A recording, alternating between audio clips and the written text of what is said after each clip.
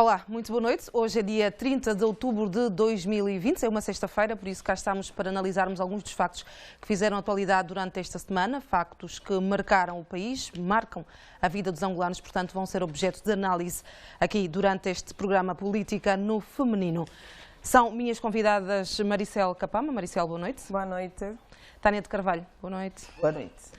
Dalva Ringote, boa noite. Boa noite. Boa noite, Angola. E José Fallenberga, boa noite. Boa noite. Todas bem-vindas, obrigada pela presença sempre. E vamos começar a falar sobre as audiências, algumas audiências que aconteceram esta semana, na segunda e na terça-feira também. A começar pela que aconteceu na segunda-feira, onde o presidente João Lourenço recebeu o ex-presidente da UNITA, Isaías Samakuva, altura em que o mesmo disse que o diálogo permanente é o melhor caminho para a resolução dos problemas no país.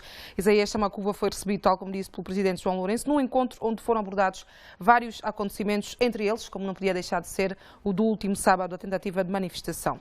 Foi também recebido pelo Presidente da República, o Arcebispo de Luanda, Dom Filomeno Vieira Dias. No final do encontro, o Arcebispo disse que esta é a hora em que todos os angolanos devem estar unidos para, em conjunto, encontrarem soluções para vencer os desafios que o país enfrenta neste momento, nomeadamente a Covid-19.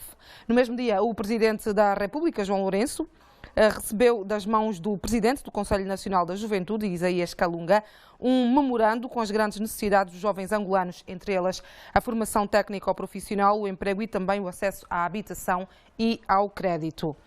E já nas vestes de Presidente do partido MPLA, o Presidente João Lourenço, ainda ontem, na quinta-feira, na quarta reunião do Comitê Central do Partido, o Presidente João Lourenço aproveitou a altura para, enfim, lamentar os acontecimentos do último sábado, mais uma vez ainda em referência à tentativa de manifestação, à altura em que condenou a UNITA por atos de desobediência, por incitar atos de desobediência civil.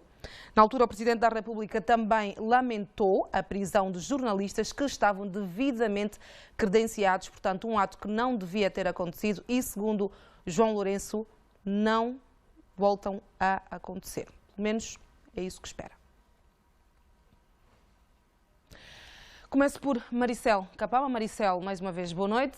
Vamos então a este primeiro tema. Qual foi a pertinência, enfim, fazendo tu um enquadramento atual, a conjuntura atual, os problemas que se vive, qual foi a pertinência destas audiências concedidas pelo Presidente João Lourenço, tanto a Isaías Samakuva como ao Arcebispo de Luanda, também o Presidente do Conselho Nacional da Juventude? E sim, eu começo por ater-me à questão do apelo deixado pelo ex-presidente da UNITA, Isaías Samakuva, que apela ao diálogo permanente.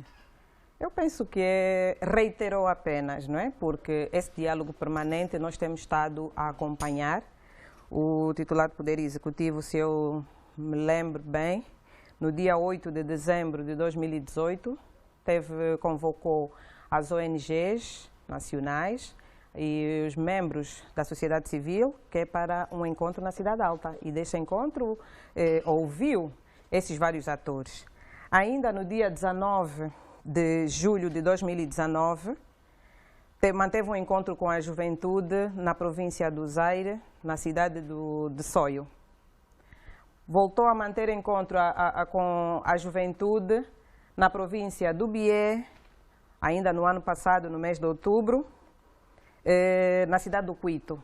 Um encontro aberto, em que os jovens tiveram a oportunidade de apresentar as questões que mais lhes afligem, aquelas questões que eram de cumprimento ou de resolução imediata foram feitas. E penso eu que algumas estão em curso para então se poder encontrar a resolução. Voltou a manter um encontro com a sociedade civil no dia 29 de maio de 2020, criou o Conselho Econômico e Social, algo já mais visto também no nosso país. Então eu penso que aqui está à vontade, visivelmente, não é? A grande manifestação de um presidente com uma liderança aberta, disponível para dialogar e como tem estado a fazer. O Partido UNITA, acho que a memória não pode ser muito curta, não é? Foi nesta legislatura em que conseguiu, que dialogou com o atual titular do Poder Executivo para que se fizesse a exumação e inumação dos restos mortais do seu líder, na sua terra natal. Então, quer dizer que esse diálogo tem estado a acontecer. Foi nesse sentido, foi essa a pertinência então da recepção pelo Sim. Presidente a Isaías Não, Macuva? e aí há uma outra questão.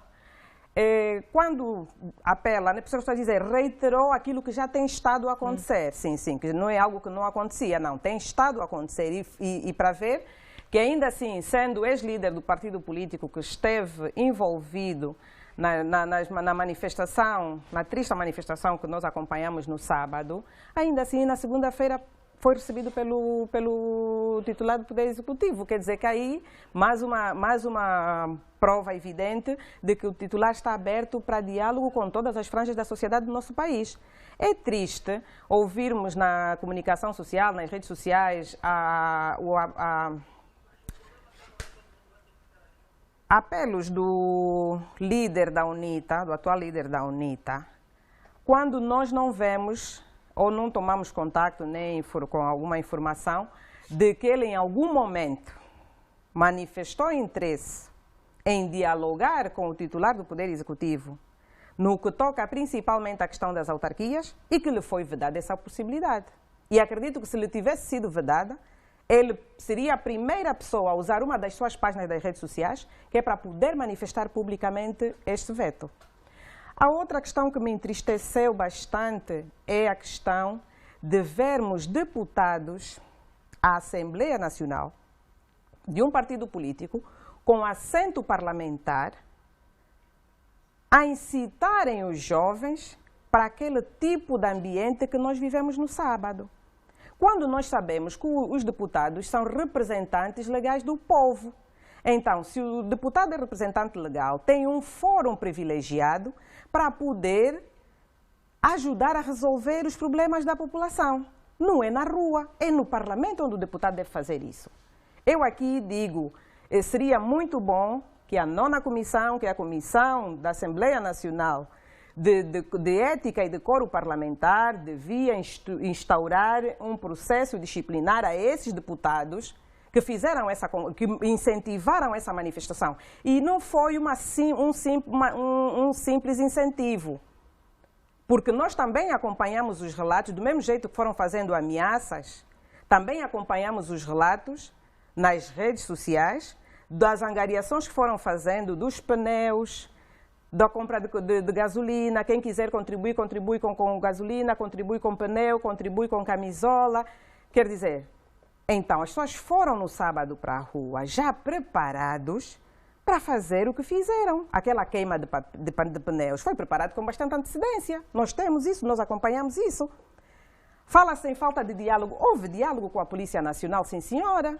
Antes da manifestação, houve diálogo, penso que 2 ou 3 dias antes. No dia em que saiu o decreto presidencial, na sexta-feira, depois de sair o decreto presidencial, a polícia entrou em contato, pelos relatos que nós temos, entrou em contato com os responsáveis da manifestação, a aconselhá-los a não realizarem a mesma manifestação. De resto, deixa-me só interromper-te, Maricel. No domingo, no Jornal do Domingo, sim, o secretário de Estado do Interior afirmou mesmo que teria havido esse diálogo com um dos responsáveis da manifestação, à altura em que o mesmo teria assegurado que não existiria a manifestação. Não existiria a manifestação, mas o que é que se viu? No sábado, autocarros a deixarem jovens no local que eles disseram que era o local da concentração, que era para então poderem fazer a manifestação. Sabemos nós que o direito à manifestação é um direito consagrado na nossa Constituição. O direito à vida também é consagrado na nossa Constituição, no seu artigo 57. O que está em causa neste momento é um bem maior, que é o bem-vida. Então, cabe ao Estado cuidar desse bem-vida para a sua população. Nós estamos num momento anormal, num momento que não é um momento que nós estamos habituados a viver no nosso país. Há uma pandemia que está a assolar vidas. A Covid existe verdadeiramente no nosso país. A Covid está a dizimar vidas no nosso país.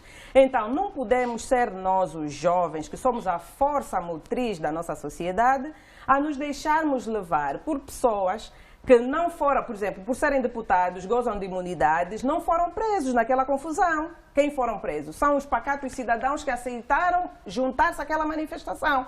Então não podemos, jovens, eu também me considero jovem ainda, não devemos pautar ou aceitar esse tipo de conselhos ou de incentivos que não nos ajudam em nada. Agora, aqui uma coisa também, uma questão que eu gostaria, era o presidente do Conselho Nacional da Juventude, do CNJ, está há 2 meses de funcionamento, mas eu penso que ele tem que acelerar um bocadinho mais o seu trabalho, no sentido de poder juntar, convocar os líderes das associações juvenis para com esses dialogar, recolher o máximo de opiniões possíveis, porque ele pode servir, ele que deve servir de ponte entre as associações juvenis e o titular do Poder Executivo. Embora tenha ido para lá, mas penso que seria bom que conseguisse, mesmo com essa questão da pandemia, hoje temos a questão temos as tecnologias de informação a funcionar, fazer um amplo momento de auscultação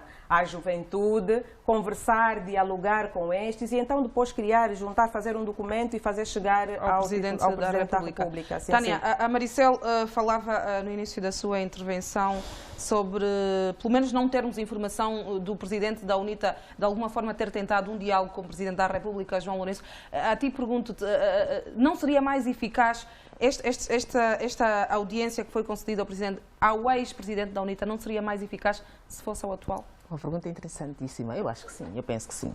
Mas antes mesmo de preferir qualquer outro pronunciamento, eu aproveito este momento para lamentar a morte de 2 jovens, como dizem as informações, que perderam a vida na referida manifestação. Vidas angolanas são sempre importantes. E não importa a condição, não importa, na verdade, a culpabilidade. Se morreu, nós temos a obrigação de render. Morreram num sentido patriótico, vamos assim dizer. Eu lamento profundamente a morte desses 2 jovens. E também manifesto minha total solidariedade aos jovens que ainda se encontram detidos, na condição em que se encontram, não é? Independentemente de tudo, eu penso que a nossa liberdade não é negociável. É a possibilidade de nós nos manifestarmos, desde que não estejamos à margem da lei, não podemos negociar.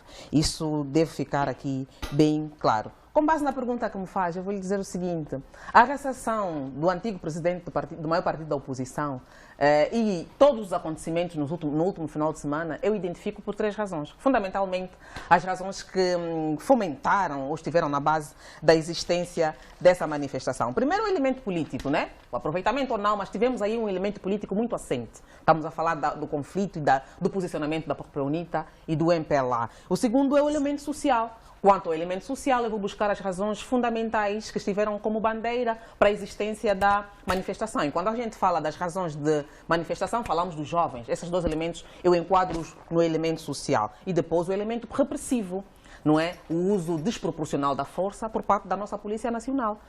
Eu acho que se nós quisermos fazer uma análise, compreender o que de fato aconteceu, não podemos separar ou não podemos deixar de fazer uma análise sobre esses 3 elementos. Na tua opinião, a manifestação podia ter sido pacificada de outra forma? E tinha tudo e mais alguma coisa para ser pacífica. Como, por exemplo? Tinha tudo e mais alguma coisa. Mas eu vou ficar primeiro para o elemento social.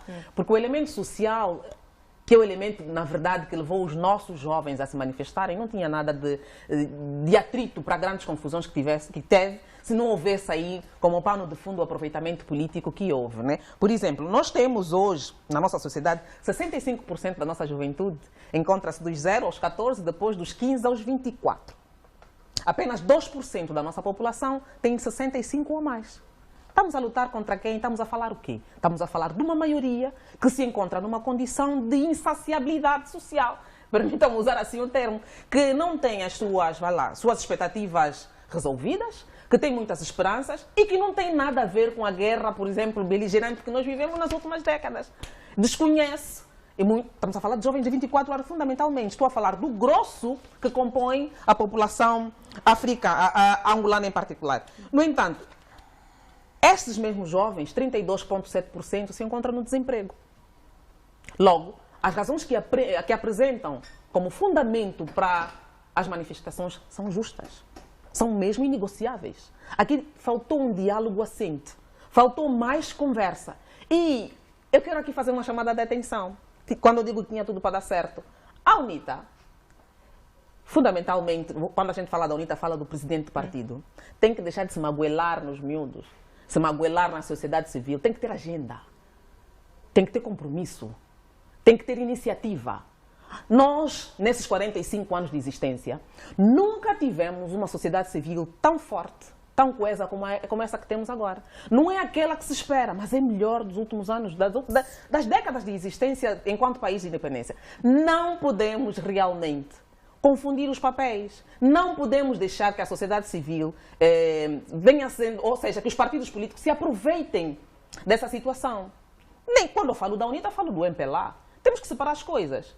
Mas então, os políticos assumes aqui que, na tua opinião, houve um aproveitamento da UNITA em relação aos problemas da juventude? Houve um aproveitamento político, sim, isso ninguém está em condições de dizer nada, mas o MPLA também podia ter um posicionamento diferente. Não é? Vamos aqui esclarecer as coisas como elas realmente devem ser esclarecidas. A UNITA e o MPLA já é hora de se entenderem. Já é hora de conversarem, deixar de misturar as coisas. Mas sempre é de conversa, Antônia. Eu não estou a dizer que houve ou não conversa. Deixa eu terminar o raciocínio para perceber. Nós estamos há 18 anos à espera que esses dois partidos em referência nos peçam desculpas. Vivemos décadas de guerra. Não tivemos um MPLA fazer um pedido de desculpas. A partir do momento que a gente compreendeu que uma guerra não se faz sozinho, nós não vimos o MPLA, muito menos a UNITA. O MPLA tomou a iniciativa, muito pelo menos, de fazer mas agora... Tânia. Ou vai ainda o pronunciamento, você não fica aqui com muita... Porque assim, eu estou aqui a falar do que realmente a sociedade civil precisa perceber. Está a entender? Eu não estou aqui a tomar partido de A, B ou C e nós temos que aprender, temos que fazer um exercício claro de fazer essa separação. Não quero culpabilizar a OBC, mas eu quero tentar fazer com que o telespectador perceba onde é que a gente falhou. Quando a gente falou como angolanos, nós nunca vimos o MPLA pedir desculpa ao povo angolano pelos anos de guerra todo que vivemos. Nunca ouvimos também a UNITA a fazer. Nem vimos iniciativa da UNITA. No entanto, eu tenho o direito de dizer que é certo e o dizer o que se acha. Repito, nós estamos há 18 anos à espera desse momento. E Angola é um país multipartidário. Estamos cansados de ver sempre probleminha entre um PEM e a UNITA. Nós também ainda temos caso a ser, independentemente de estar em coma ou em estado vegetativo ou não, mas temos outros partidos. Os dois partidos têm que perceber que um é a alternância do outro e o povo angolano tem o direito de escolher aquele que melhor se adaptar às nossas necessidades. Quando os partidos políticos fazem um aproveitamento, por isso que eu falei bem, repito, a UNITA não tem o direito de se magoelar nos objetivos dos miúdos. Sociedade civil é sociedade civil. É uma manifestação. Se os deputados, se os militantes da UNITA quiserem fazer parte enquanto cidadãos, têm esse direito. Agora, se aparecer como militantes, têm palco próprio, têm momento próprio. E acredito, eu particularmente, conversei com os organizadores da manifestação. Fui visitá-los no tribunal. Estive na vigília na Sagrada Família. O espírito não é de guerrilha, o espírito não é de confusão. Porque quando a gente está numa manifestação, parte um vidro, parte um carro, vai vandalizar uma esquadra, quem perde? Não é a UNITA necessariamente, é o país, é o povo, somos nós. Foi o que aconteceu. Ninguém quer esse tipo de comportamento. Nós temos competência suficiente para resolver as nossas questões, os nossos problemas. Estou falando nós jovens, os que fazemos parte dos 65%, todos esses, 90%, dos que estão no exercício, que têm fora desse estágio etário, têm que perceber que a sua geração falhou. Quem vai resolver os outros problemas não são necessariamente aqueles que falharam. Estão ali para como é que se fala? Transferência geracional, transição, não é? A experiência conta e tudo a seu tempo, mas a dificuldade que vivemos, aquilo que caracterizou o nosso atraso de desenvolvimento, não pode ser esquecido. Nós não temos o direito de optar pelos extremos. Os extremos fazem mal. Por exemplo, a pergunta que a Claudete fez, qual é a dificuldade que o nosso Presidente da República tinha de chamar o Adalberto Cortes Júnior, na qualidade de representante do partido que supostamente apoiou os manifestantes e da forma que apoiou? Por que não houve essa conversa? Não estou a tirar o mérito daquela figura que até hoje pode representar ou representa no seio do partido da UNITA uma, como é que se diz, reserva moral. Né? Eu acho que Samakuva hoje é reserva moral. Fez o que fez, congregou, os resultados mal ou bom, mas está nessa qualidade. Não estou a tirar o mérito, é importante. Aliás, apelou pelo que se esperava, o diálogo que não existiu. Está a perceber? Ali, por que o Adalberto é que tinha que ir e não ser convidado? E por que é que não foi? E nós não temos que voltar a ter um problema de egos. O problema é que vai à procura do médico. Mas quem tem problema? Quem tem problema é o Adalberto ou o João Lourenço? Não. Agora, uma questão... tinha que pedir audiência. Espera ainda, espera. Uma questão fundamental. Uma questão... Mas podia ser convidado. O doente é que podia ser médico, convidado. Tânia. Filha, aqui a salvaguarda da ordem pública, da moral, está a perceber? Quem tem a maior responsabilidade aí é João Lourenço, não é Adalberto. Adalberto só quer se magoar lá para chegar lá. Isso é uma questão. Antes de terminar, eu queria fazer uma chamada de atenção importante. O posicionamento do nosso presidente em sede de partido fê-lo como presidente do partido. Mas a confusão, o tumulto que essa questão levantou, mexeu-nos a todos, a sociedade civil também. Será que vamos vê-lo no pronunciamento na qualidade de presidente da República? Será que é cedo para cobrarmos? Eu estou a falar de questões que mexem com aquilo que nos mantém unidos. Fator de unidade nacional, olhar para frente. É responsabilidade de todos. Todos, Maricel. Mas o Vou pegar presidente aqui também, o mesmo gancho assim, da Tânia para Dalva, a coesão. propósito também aproveitando o gancho também para o discurso do presidente do MPLA, João Lourenço, mais uma vez aqui voltando a frisar o papel da UNITA nesta manifestação muito pouco proveitosa que houve, e também, pegando no que a Tânia disse, a ti, Dalva, pergunto, não terá essa audiência dada pelo presidente João Lourenço a Isaías Samacuva, não poderá servir como uma ponte para chegar a Adalberto da Costa Júnior? Eu penso que o Presidente da República esteve muito bem ao ter convocado Isaías Samacuva. Se lhe reconheceu idoneidade. Na verdade, Isaías Samacuva é um diplomata nato, um político experiente e que fez parte dos grandes palcos de negociação para a pacificação do país. Hoje, Samacuva, tanto acredito que é tido no seio da UNITA como aquilo que se diz em Umbundo, o Kuluendamba. É uma figura de relevância, não é só de idade, mas de maturidade também. E a maturidade, se calhar, é política. E é bem verdade que ele pode estabelecer pontes. Até porque Isaías Samacuva não deriva de uma UNITA exterior. Ele vem da gênese da UNITA. E tem uma referência, tem uma história muito grande e credibilidade no seio da própria UNITA. E daí a razão que eu acredito que o Presidente da República tenha nos chamado. A estatura política que muitos dos nossos angolanos têm é importante ou é vista a sua dimensão pela capacidade que eles têm demonstrado na pacificação das almas e das sociedades. E acredito eu que Isaías Samacuva, ao ter sido chamado pelo Presidente da República num momento bastante sensível, é verdade que o país está a viver momentos difíceis, independentemente da cor da bandeira política, MPLA, UNITA, FENELA, estamos todos sensíveis à situação que estamos a passar. Muitos perderam os empregos, muitos perderam irmãos, perderam filhos, os nervos estão à flor da pele. E pela alteração dos ânimos, é o normal que alguém tem que ter equilíbrio, e penso que ali o Presidente da República teve. Eu penso que, do ponto de vista da diplomacia, o diálogo é a primeira e a fundamental premissa para que se consiga encontrar um equilíbrio entre os homens. Não pode existir uma outra forma. Se vamos buscar mediadores, não importa. Em outras alturas fomos buscar Maitre Bay, Margaret Anstey, fomos buscar tantos outros que auxiliaram-nos na concretização daquilo que é hoje a nossa realidade. Para quem vem do passado, como eu, que nasceu no tempo da guerra, cresceu na guerra e hoje estamos num contexto completamente diferente, foi preciso a conjugação de força de pessoas externas, internas e externas, para que conseguíssemos alcançar o estágio social atual. Agora, é verdade que nós somos humanos, João Lourenço é humano, e Adalberto é humano, todos temos sensibilidades. E cada um desses dois líderes, não é? Sobretudo João Lourenço, que é o líder do país, vê Angola de um ponto de vista diferente do Adalberto. Não é possível que partilhem visões similares, tanto relativamente à política, a ser levada a cabo para a melhoria das condições de vida dos angolanos. Mas, no essencial, eu acredito que, e isso é para os nossos políticos, no essencial, o país deve estar unido. E o essencial é a vida, como disseram as minhas colegas. O essencial é o combate à Covid. Nós não podemos olhar a democracia como as eleições fossem o único fim a ser alcançado. E disse no passado, eu repito, o país tem sérios desafios e podemos partilhar visões como ultrapassar esses desafios. Já experimentamos situações diferentes, não é? Portanto, quando falo de situações diferentes, já experimentamos manifestações, e outras situações também de combate social. E nós não precisamos ir em contramão para impor a nossa vontade.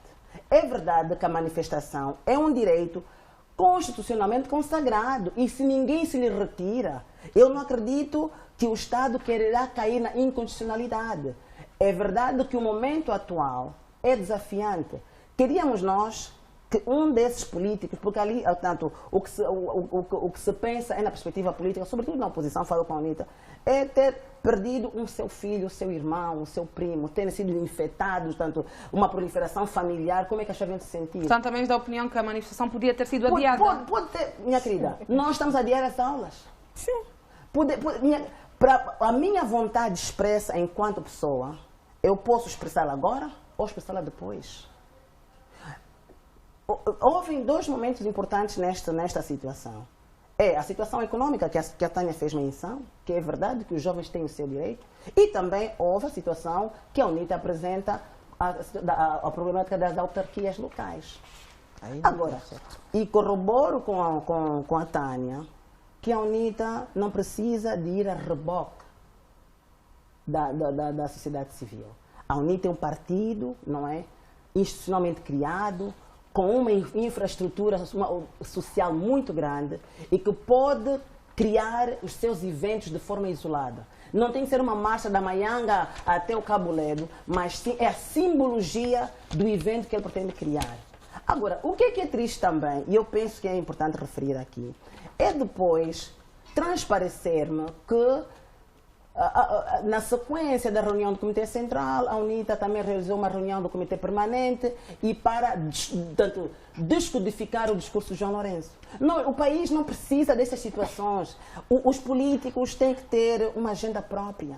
A UNITA precisa de buscar aquilo que são os fundamentos que eles próprios têm, da visão que têm sobre Angola, não é? Poderem, se calhar, apresentar uma proposta. Olhar, em inglês se diz, taking the high road. Se calhar na vida é importante os políticos fazerem essa caminhada difícil, mas no fim obterem aquilo que é o maior resultado. É nisto. Se calhar para terminar, já dizia o Jorge Rebelo, um escritor moçambicano, que dizia o seguinte: não basta quão pura e justa seja a nossa causa. É necessário que a pureza e a justiça existam dentro de nós. Então, nós precisamos de olhar o mundo de forma diferente, não apenas para combater de uma forma combativa, pensar que vamos atacar, porque no final quem perde é Angola.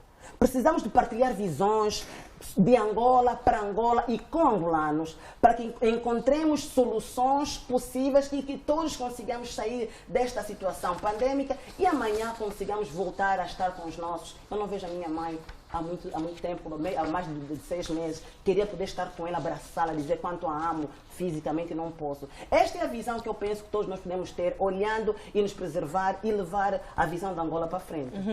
Josefa, ainda nas vestes do presidente do partido MPLA e durante a reunião do Comitê Central, João Lourenço dizia que, frisou mesmo, que não existem soluções mágicas, mas que apesar da crise que é mundial, não é? O Executivo angolano está sim a trabalhar para resolver os problemas da sociedade, mais precisamente da juventude. À altura em que de resto João Lourenço também disse que a juventude, e usando palavras minhas, não deve seguir ou guiar-se por pessoas que na verdade também não teriam solução para os seus problemas. Como é que viu este posicionamento de João Lourenço em relação à juventude e à postura que tem adotado? De facto, como já disseram aqui as minhas companheiras, mas um discurso de Estado, deve ser um discurso de Estado, não um discurso naquela bancada ou com as vestes só de MPLA. Falar para a nação enquanto chefe de Estado. A juventude não quer esperar. A juventude já não quer esperar. A juventude já não tem fôlego para aguentar, porque eles estão também a envelhecer. Os jovens hoje, os líderes da manifestação hoje já estão com 35 anos, 36, 37, 38. Eles também já estão a caminhar. Estão sem emprego. Não conseguem dar o que deveriam e o que querem à família. Estão licenciados, não estão frustrados, não. Não deixaram de estudar, não. São mesmo jovens que estudaram, não têm emprego e querem ir atrás. E como é que se vai atrás, então? Como é que se vai atrás? As vias que a juventude encontrou, que a sociedade civil encontrou, é fazendo um bocado de pressão. Fazendo de pressão como? Indo para a manifestação. Eu reconheço, sim, que se está a fazer muita coisa. Eu reconheço também que hoje já se manifesta um pouco mais livre do que há uns anos atrás. Certíssimo.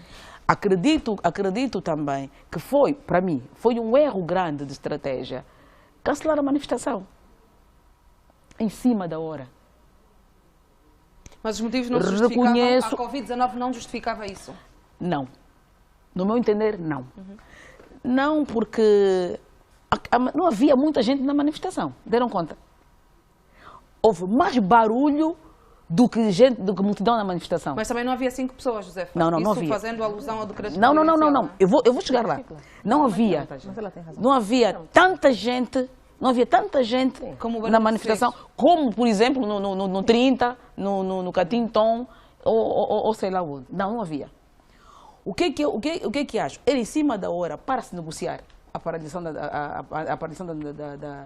da manifestação. Acredito, não vi, que diz que a UNITA fez sair um comunicado em que dizia que não faria manifestação, certo? Não faria manifestação, tudo bem, a UNITA, mas os jovens não. Porque era a manifestação... Foi o que disseram. Foi o que está nas redes sociais. A manifestação era dos jovens. A UNITA tinha a sua manifestação, os jovens também tinham a sua. Certo? Mas havia elementos da UNITA bem identificados na manifestação. Ora, nem mais. A UNITA disse que não faria, porque a razão apareceu na manifestação. Esse é que é o problema. Porque a manifestação era dos jovens. Os jovens não se acopularam à UNITA. Não precisavam da UNITA para fazer aquilo.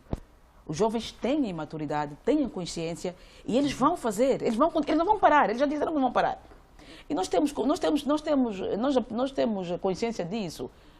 Temos consciência do Luate, o grupo do Luate era pequeno, os 15 mais 2. Eu compreendo que sim, que a Covid, o momento não é bom. O comunicado saiu na sexta, a manifestação era sábado. À noite, tentou-se negociar, se falou-se com alguém, não deu. A manifestação saiu. O que era? A polícia no local. A polícia no local. Ou a força da ordem, sei lá quem quer que seja. Que estaria no local do governo, a fiscalização, o governo provincial, não sei quem deveria ser. No local, conversaria com os manifestantes. Vocês já que estão? Pronto, é assim. Vocês ouviram ontem, mas não deu para falar, não deu para não sei o quê. Como é que vais fazer? Querem fazer manifestação? Então façam um grupo de 5, nem até o 1º de maio. 5 para frente dá 2 metros, 5 para trás dá 2 metros. Era uma questão de negociar. Eles não fariam manifestação. A truculência é que Há certezas disso? Não fariam manifestação ou fariam desse jeito. Porque os jovens não estão, não se pode partir do princípio que os jovens estão para fazer confusão.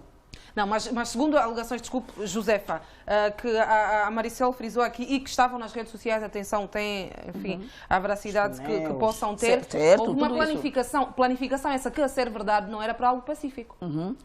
E quando é que isso aparece? Quando, mais uma vez, outro erro, quando o governo de Luanda, por exemplo, diz que não autoriza manifestação, não pode haver manifestação. Outro erro. Quer organizar manifestação, não precisa pedir autorização. Dá a conhecer que vai haver manifestação. E dá a conhecer ao governo provincial e à polícia e diz que é no sítio de tal, ao sítio de tal, a hora tal, como manda a lei. É isso que tem que se fazer. Entretanto, já eles sabiam que a manifestação não saía. Já a juventude sabia que a manifestação estava proibida. Horas antes do comunicado, horas antes da alteração do Estado, do decreto presidencial. Já eles sabiam. Ou seja, que leitura é que eles fizeram? Isso tudo é uma farsa. Usar o decreto para não haver manifestação. Essa é a leitura que os jovens fizeram, imediatamente aí a confusão. Mas se tivesse alguém no sítio para conversar, para mim essa história do diálogo, particularmente o que quer o deputado Samacuva, quer o arcebispo, quer a juventude, o jovem do CNJ, mas particularmente o Samacuva e o senhor arcebispo, é mais ou menos nesta ordem. Não precisamos de nos extremar novamente. extremos são perigosos. Não precisamos. Deixe-me só pegar no que está a dizer José Feio, a propósito mesmo, e a perguntar isso a propósito desta audiência também concedida ao arcebispo. É mais uma vez aquele papel da Igreja que Aquele vocês papel muito frisam, conciliador da Igreja. É mesmo conciliar. Aqui chamado. Pegar nos jovens, nós sabemos, o país não está em condições de dar 500 mil empregos num dia. É uma promessa, vamos chegar lá. E depois o presidente fala uma coisa, ou sai-se alguma coisa, há terceiras leituras. Eu digo uma coisa, mas não é aquilo. Vê bem, o ministro do Planeamento diz, é um apelo que eu achei interessante e bonito, que os jovens deviam pensar no agronegócio, deviam abrir. O que está nas redes sociais? O ministro mandou os jovens virem em palavra. Eu não disse isso. Há terceiras leituras. Então, nós já sabemos que nós já vivemos num barril de pólvora há muito tempo. Esta sociedade já se meia volátil há muito tempo. Precisamos apenas de uma faíscazinha para incendiar isso. Precisamos apenas de uma pequena faísca. Então, nós vamos dando lenha. Vamos dando lenha. Vai fazendo mesmo fagulha. Vai. Dando lenha como? Proibindo manifestação. Atiçando, juntando unitas com jovens, atiçando não sei o quê, proibindo, batendo, partindo, fazendo atos que em nada dignificam. Os jovens só precisam de diálogo, de ser compreendidos. Os jovens não querem esperar. Para eles o amanhã não existe, é tudo presente. É uma questão, eu acho que é uma questão de mediação, uma questão de conversa, o diálogo aqui é mesmo entre o aparelho do Estado, entre quem vela pela juventude e os jovens, não entre MPLA e a UNITA. O arcebispo não vai falar do diálogo entre MPLA e a UNITA. Porque, para mim, que a UNITA pisou na bola, pisou. Que a UNITA vacilou. Porque a UNITA acabou por estragar o trabalho dos jovens. Acabou por estragar. Para mim, manchou o trabalho dos jovens. E deu no que deu. A causa era justa, os meios é que não foram os Ora, melhores. nem mais. Certo. Pronto, temos mesmo que passar para o próximo tema. Temos muitos temas hoje, minhas senhoras, portanto temos mesmo que saltar já para o próximo tema.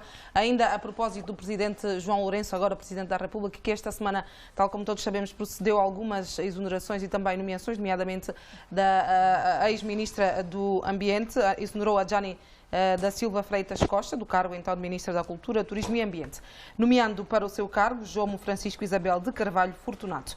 No outro decreto, o titular do Poder Executivo nomeou a Jani da Silva Freitas Costa para consultora do Presidente da República. Outra nomeação foi a do antigo Ministro das Telecomunicações e Tecnologias de Informação, José Carvalho da Rocha, que é agora o novo governador da província do Ige.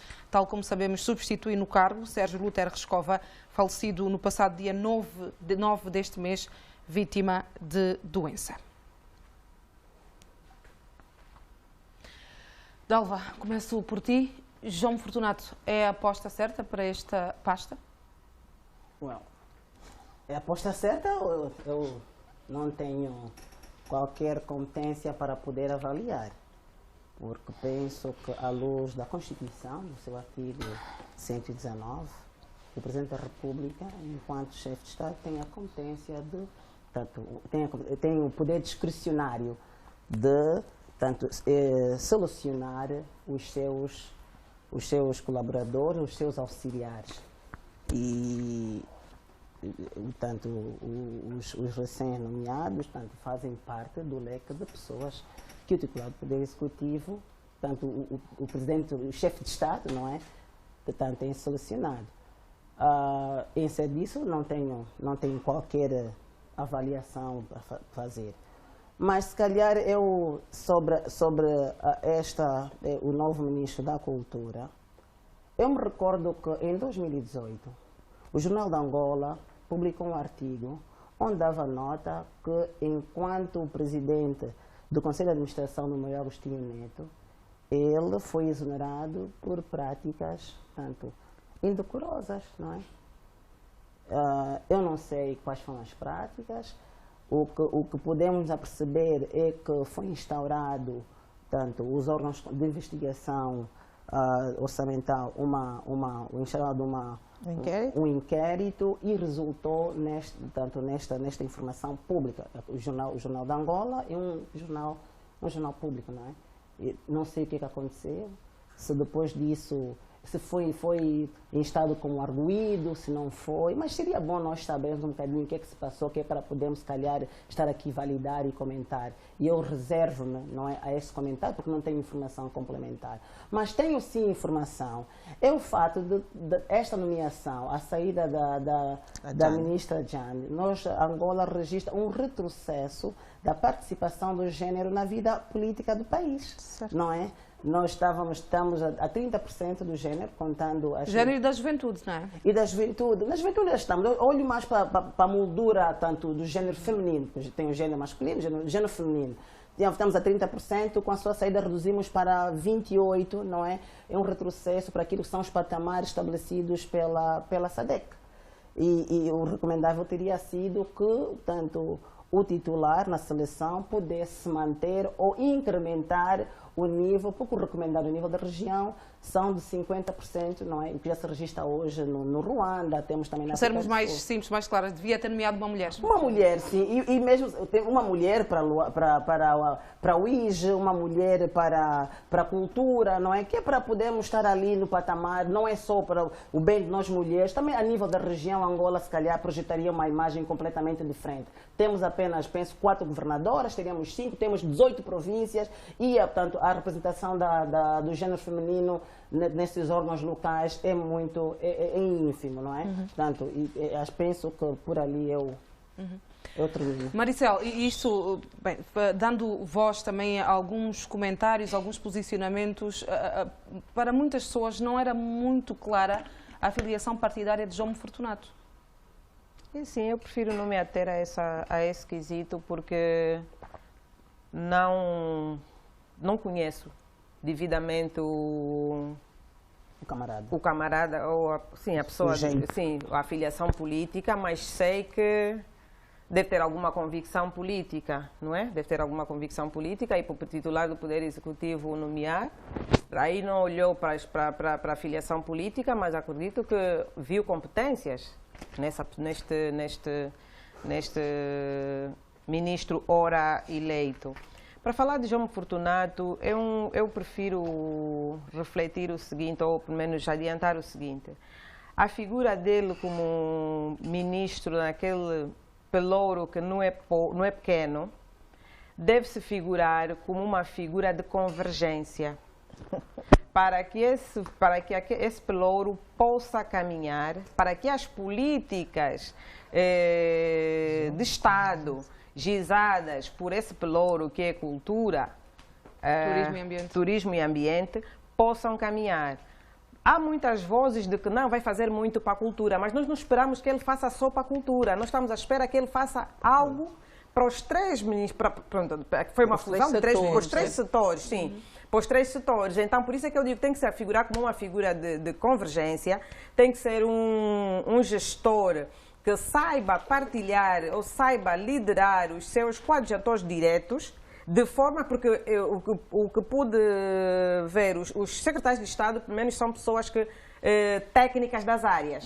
Então, ele tem que dar voz a esses técnicos, e ouvidos também a esses técnicos, que é para que eles possam interagir de uma maneira saudável e fazer com que esse pelouro caminhe, porque nós temos muito a ganhar se esse pelouro caminhar. Não tem caminhado até aqui? Não, está a precisar de uma dinâmica diferente da atual. E até para dizer que é um pelouro que nos podia muito ajudar na questão da aquisição de receitas para o Estado angolano. E está muito aquém disso. Então, por isso é que eu digo que é uma figura que foi para aí, mas tem responsabilidade acrescida. E gostaríamos de ver, sim, este pelouro a caminhar, não como tem estado a caminhar nos últimos anos, mas a haver uma dinâmica mais rápida. José Carvalho da Rocha é o novo governador da província do IJ. Vem substituir bem Luther Rescova? Ou vai fazê-lo, pelo menos? Não posso aferir se vem substituir bem ou não. O IJ ficou privado, assim, de repente, do jovem dinâmico. O IJ há muito que é uma província adormecida e tem potencial forte.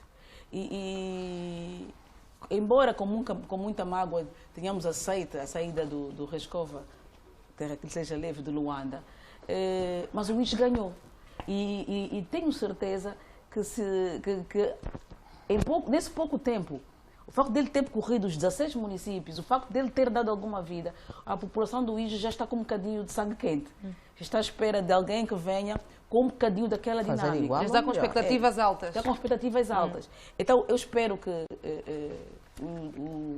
o José da Rocha, o Dr. José da Rocha, o engenheiro José da Rocha, não é para conseguir assegurar aquele satélite, porque aquilo está mesmo, vai dar, aquilo vai dar, aquilo não tem como. E o IJA tem capacidade, mas está morto. A acessibilidade, por causa das estradas, é um potencial não só de café, tem madeira, tem tudo. Então o IJA precisa de viver, precisa de reviver, precisa-se de revitalizar o IJA. E o Rascov era a pessoa certa. O Cavalo da Rocha não posso falar, porque o pouco tempo que o jovem Rascov passou por aqui mostrou que é um jovem dinâmico. Em pouco tempo mostrou muito. Mostrou muito, sabe o que quer, sabe onde vai, conhece e dialoga. Governar é dialogar. E os governantes devem aprender a fazer governação aberta, ou seja, contactar a população. Se o nosso amigo José da Rocha conseguir fazer isso, ele agarra e dessa vez não lhe foge nada. Tânia, vai conseguir agarrar o satélite? Quais são os principais desafios que Carvalho da Rocha poderá encontrar no IJA? Muitos. Olha, eu corroboro completamente com o que disse a minha colega Josefa. José Carvalho da Rocha é alguém que está com uma popularidade muito baixa. Geriu 2 grandes projetos de Estado e falhou nos 2.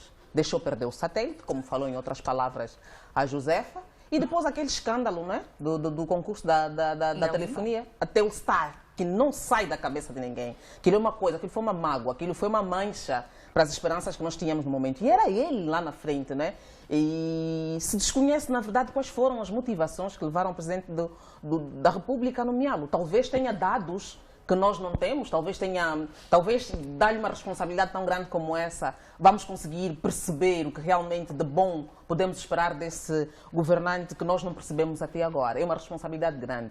O IJA merece que tenha alguém que faça igual ou melhor. Eu não vou ser repetitiva, não vou dizer mais o que foi aqui dito, mas o IJA merece alguém com uma dinâmica que faça mais, igual, não é? Ou melhor, como eu estou a tentar dizer, e não alguém que vai mais lá para nos dar outras dores de cabeça, como o engenheiro deu-nos esse tempo todo, nos últimos tempos que foram lhe dados confiança política para gerir grandes responsabilidades. Quanto a Jani para mim, sim, eu sinto-me ultrapassada com o que disse aqui a amada colega do painel, a Dalva, mas pronto, que seja bem-vinda então ao mundo das investigações, para que com os dados que de lá colher possa de facto dar bons conselhos ao Presidente da República, porque agora foi nomeada a conselheira, né? Para além do retrocesso que a Dalva refere, eu acho que a Jane vai produzir mais e melhor no mundo das investigações, de onde ela sempre foi brilhante, e eu sei que vai dar continuidade, é muito jovem, tem muito pela frente. João Fortunato, se desconhece nele qualquer feito no âmbito do ambiente, por exemplo, se desconhece nele qualquer atividade, ação no âmbito do turismo, hotelaria, muito mais. Uma outra coisa, sim, tem nome sonante a nível da cultura, mas deve ter noção clara que não é uma figura consensual. Não é uma figura consensual para o setor que foi indicado. Não só pelas razões que elencou a Dalva, e muito bem, porque nós não conhecemos o desfecho do inquérito. Se as motivações da sua exoneração foram aquelas, é o que acontece no país, né? Desde 75, muitos inquéritos até hoje que o país instaurou, e a gente não conhece o resultado. Por isso é que temos as desconfianças ou as reservas que temos com a nomeação de João Fortunato. Mas se calhar para ele é bom saber já a princípio que nós não estamos tão felizes, e não encare isso como uma coisa pessoal, mas é uma coisa de feito, é uma coisa de mérito, é uma coisa de resultados, é uma coisa de trabalho. Não é uma figura consensual. Isso é bom que as pessoas saibam, para que tenham um bocadinho de mais cuidado, não é? E consigam estar firmes. E a Maricel falou uma coisa muito interessante, muito interessante. Tem que dar vez e voz ao seu staff, que na verdade são técnicos da área, são especialistas e conhecem o setor. Se for lá com as vaidades que estamos habituados, não vai demorar também muito tempo. Né? Mas pronto, vamos... Ele, na sua tomada de posse, frisou precisamente isso, que ia trabalhar, sim... Minha irmã, na tomada de posse, todos falam bem. Tem um discurso muito bem elaborado.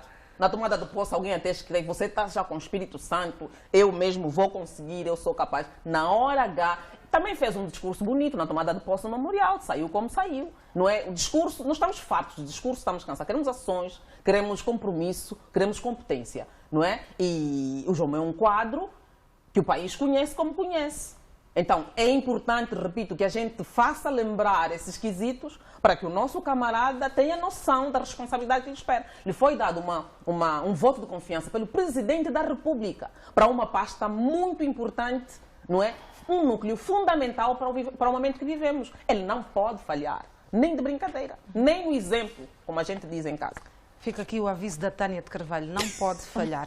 Nós vamos a um intervalo, voltamos daqui a alguns minutos com outros temas que fazem atualidade. Mantenha-se desse lado. Até já.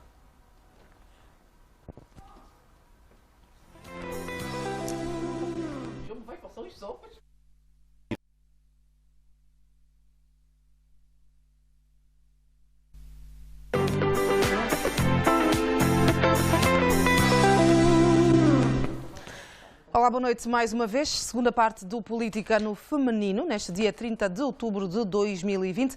O próximo tema de abertura desta segunda parte tem a ver com um assunto que já abordamos aqui neste painel na semana passada.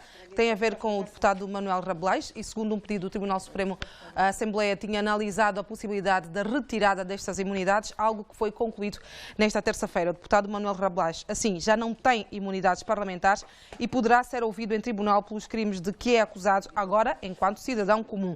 O plenário da Assembleia Nacional deu luz verde e aprovou com 170 votos a favor, nenhum contra e nenhuma abstenção, a suspensão do seu mandato e consequente retirada das imunidades que a lei lhe conferia como deputado à Assembleia Nacional.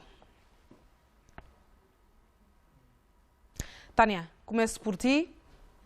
Bem, como eu dizia no intervalo, não há grandes novidades, não é? Era de resto algo que vocês já previam. Se calhar aqui a única coisa que possa surpreender é os 170 votos a favor. Por isso é que eu começo a minha abordagem com uma pergunta para os militantes do MPLA. Assim, quando a tramitação em julgado toda concluir, eventualmente, se forem confirmados os factos que lhes são imputados, é assim que se diz, né? Dos direitos. Se confirmar tudo e ele for acusado e tudo mais, vai continuar com a qualidade de militante do MPLA? Porque aconteceu o mesmo com Augusto Tomás. Comprovou-se os factos, está a cumprir a pena, é militante do MPLA na cela, vai continuar. O MPLA não tem uma célula de disciplina e não sei o quê. Eu acho que a Marcelo depois vai ajudar, não sei, mas é importante que a gente perceba o que é que se passa de facto. Agora, o artigo 150, é assim que se diz, né, da nossa Constituição da República, que fala sobre as imunidades, no seu número 2, é claro, relativamente à intervenção da Assembleia Nacional para uma eventual detenção ou tramitação processual de um deputado, certo? A jurista também vai nos ajudar. A linha D do número 2 do referido do artigo já 152 salienta um pouco sobre o despacho de pronúncia, né? Que é já tramitado em julgado. Um despacho que dá, como é que eu diria, da constituição ou da credibilidade a este processo que aqui nós estamos a nos referir. Mas, da mesma forma que se fala da presunção da inocência, aqui no caso a presunção de culpa falou mais alto para que se chegasse a esses casos todos. Mas eu quero chamar a atenção a muitas coisas que foram decorrendo nesse processo. Manuel Rabelais e Gino Carneiro, a PGR, quando da instauração do processo, aquele cozinhamento todo, não agiu bem. Não agiu bem, cometeu os seus erros, estou a falar necessariamente do Tribunal Supremo em particular, que fez com que as entidades em causa recorressem ao Tribunal Constitucional e lhes deram razão. Porque a pergunta que não se quer calar é, para mim essas manobras todas de PGR faz mal, cozinha mal, porque supostamente são as pessoas que dominam as leis, conhecem a Constituição. Nós às vezes aqui já, para enganar um bocado, tentamos, porque o artigo, a linha A, a linha B, essa linguagem é deles, eles é que conhecem, estou a falar dos... Por que se dão ao luxo, eu falo mesmo luxo, de instruírem mal um processo, de terem procedimentos errados com entidades que têm imunidades ou não, quando têm conhecimento e possibilidade de fazer as coisas bem? Será isso manobra dilatória para o processo ir se arrastando até onde der? Estamos a falar de um processo já de 2017, praticamente, finais de 2018. Pelo menos o último documento que tive acesso do Tribunal Supremo é já de agosto de 2019, com outras datas a fazer referência acima. Isso para mim cai mal, sobretudo, porque nós, a população, não estamos interessados em conhecer de cor e salteado se o artigo 150, 150 ou 190 ou qualquer outro vai dizer que tem ou não tem nome. Nós queremos soluções, nós queremos justiça. desde que os direitos da pessoa em causa, na condição de réu, arguído ou não, sejam respeitados, que a tramitação seja feita bem, para amanhã não haver... É como se tivesse a haver conivência entre os fazedores das leis, para protegerem aquele que eles estão a se pimpar, que estão a julgar. Não sei se me faço perceber. Eu falo isso sobretudo porque não senti amabilidade no início logo do processo. A justiça angolana não pode continuar a agir como um partido político que tem comitê central e birô político. Não podem ser determinados juízes com determinados casos. Eu quero chamar a atenção fundamentalmente porque esses erros todos que se vão cometendo mancha e descredibiliza a luta do combate contra a corrupção. Esse já não é um programa do MPLA. É um programa nacional, é um programa de todos nós. O setor da justiça em Angola não pode cometer erros. Há situação falível, há situações pequenas, mas situações tão complexas como essa, tão complicadas como essa, quando a gente vai procurar os papéis para ler e entender de facto as coisas e perceber que há, sim senhora, cobertura, exercício de manobras dilatórias, entristece. A população só cobra uma única pessoa. É ele que vai sofrer, porque é o titular do Poder Executivo, apresentou-nos o projeto e nós abraçamos, nós aceitamos, identificamos-nos como ele. Quando a gente percebe isso, só uma cabeça é que vai sempre manchar. Eu quero concluir isso dizendo o seguinte: para que haja, de facto, êxitos nessa luta nacional, para que a gente continue a depositar confiança nesse combate, temos que repensar na possibilidade de fazer, de facto, um investimento sério no setor da justiça. Temos que fazer. Senão, é uma luta vã.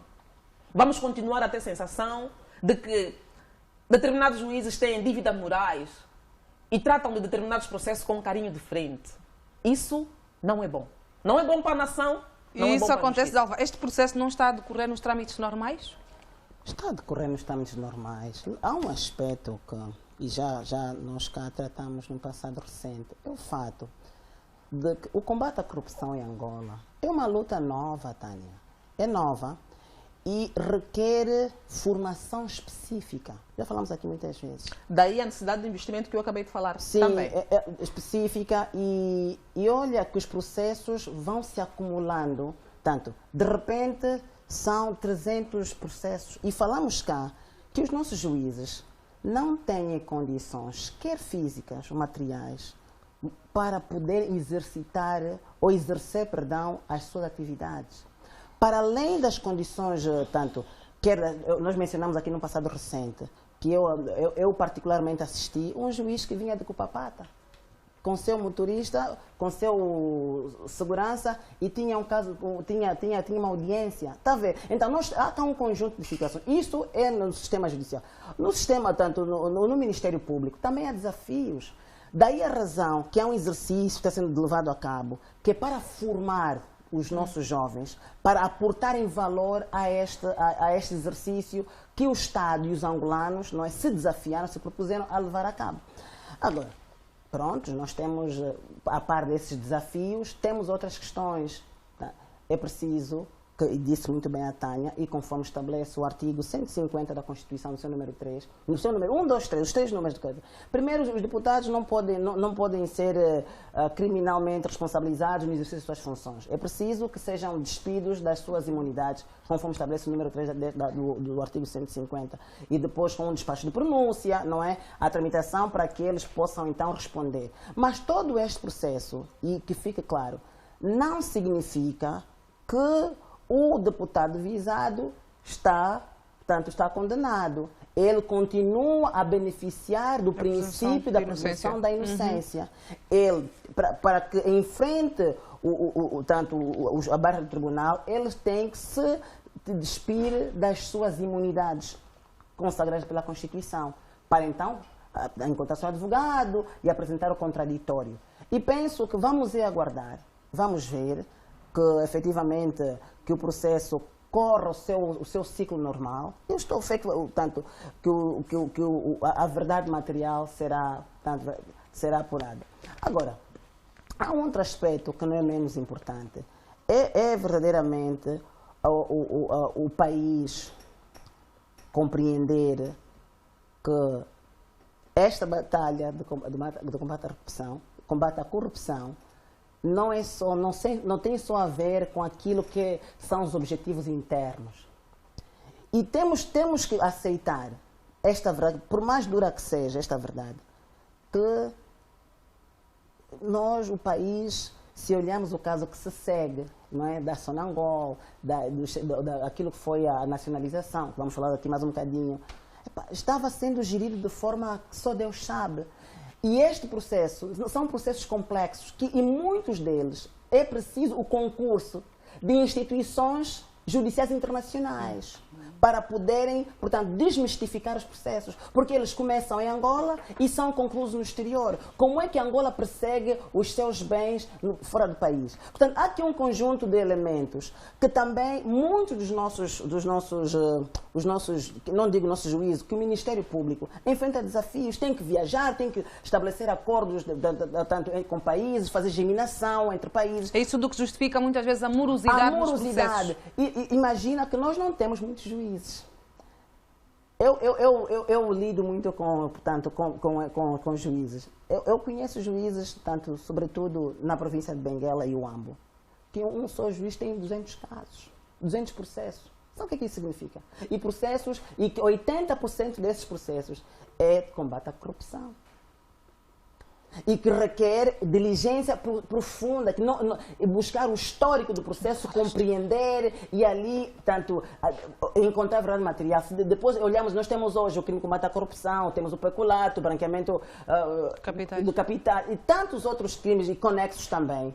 E que muitas vezes, para esses crimes temos legislação avulsa. E temos um problema, que o presidente agora, tanto, devolveu o processo para a Assembleia, para a sua revisão, para a conformação, nos termos daquilo que é a luta combate à corrupção. Isso tudo vem cá, de alguma forma, também permitir que se olhe estes processos de forma diferente. E então, eu penso que esta dimensão, para mim, é pacífica. O que se calhar apelo ao Executivo e aos órgãos, sobretudo o presidente do Conselho Supremo de Magistratura Judicial, que é o órgão responsável pelas disciplinas de juízes, no sentido de continuarem a trabalhar para a capacitação do juiz, criação de infraestrutura para o juiz, é muito importante.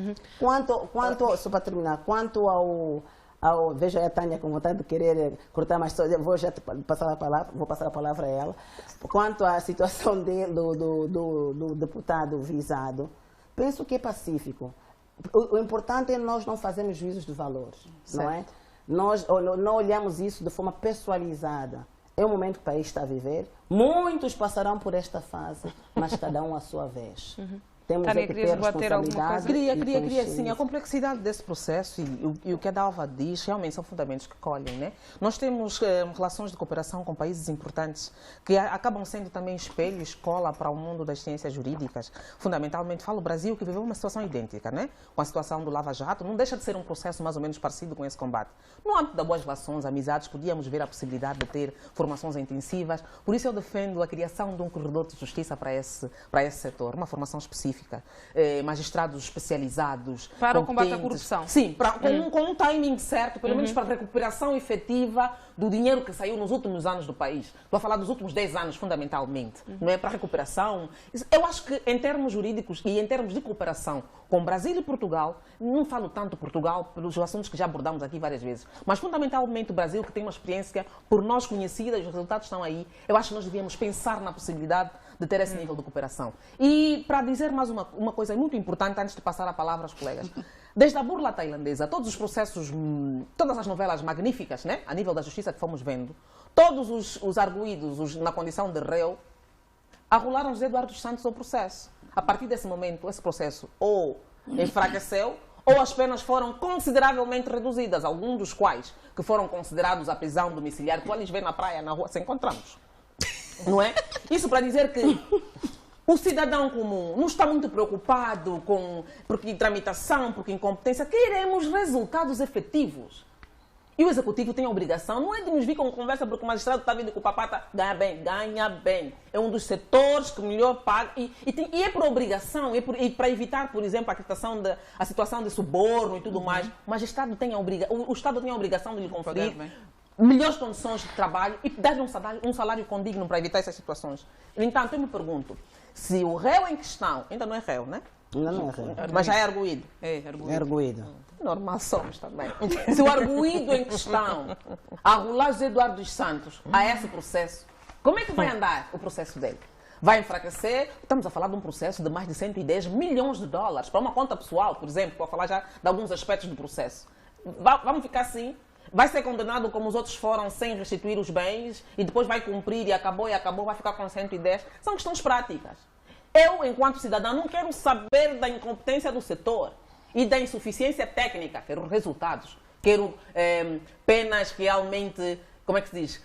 Que inibem a possibilidade de um cidadão amanhã, na condição de gestor público, voltar a fazer o mesmo. Eu queria só terminar, Catânia. Eu não te interrompi. Fui eu que dei a palavra, devolvo-te a ti. Obrigada. Só mais para terminar. É claro que eu não tive contato com o processo e a minha analogia é mesmo em função daquilo que foi a comunicação feita pública. Um dos crimes que se lhe imputa é o desvio orçamental. Isso vou remeter a um debate que nós vamos cá falar sobre a devolução do Código Penal para a Assembleia. Do ponto de vista material, é a minha opinião, não sou jurista e, por favor, é a minha opinião. Do ponto de vista material, o desvio orçamental não é crime. Vamos falar aqui em termos práticos. Há um parcelar orçamental que foi concebido recursos para atender diferentes despesas. Portanto, vamos falar escolas, hospitais, o conjunto de programas. E eu, enquanto gestora, em função dos recursos disponibilizados, ao invés de priorizar a construção da escola, eu desvio orçamento para fazer o hospital. Isso é que é desvio orçamental? Isso é um desvio orçamental. Okay.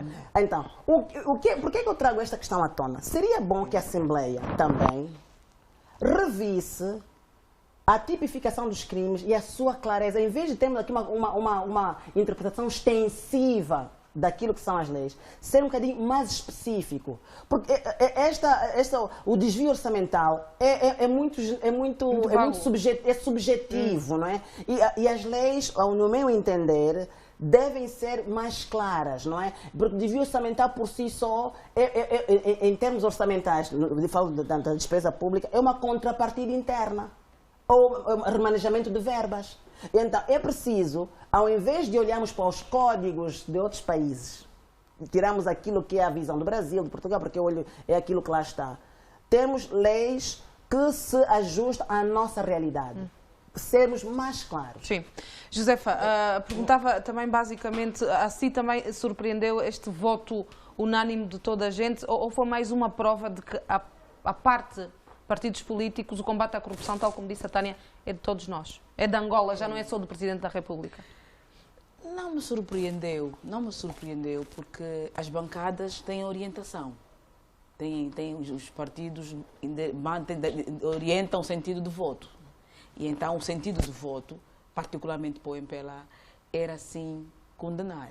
Porque o MPLA é que levantou a bandeira da corrupção. E não faz sentido eu que levanto a bandeira da corrupção deixo do brechas, certo? Então, não me surpreendeu. É verdade que muitas pessoas votaram com uma lágrima no canto do olho, mas votaram, porque as pessoas já votaram e ainda pediram desculpa ao colega, e encorajaram o colega, e o colega vai, o colega foi, e o colega vai. Não que Manuel Rebelais não tenha cometido, não é? Se chegou até ali é porque cometeu mesmo. Prontos. Em que circunstâncias, e a Tânia acabou falando tudo, o que era o Grecima? Porque o grande problema dele é no Grecima. O que era o Grecima? Quem cuidava do Grecima? A quem ele respondia diretamente? Se esta pessoa for chamada, fica como? A Tânia já perguntou. Portanto, este é o grande problema de Manuel Rebelais, com muita tristeza também, se calhar também com uma lágrima no canto do olho.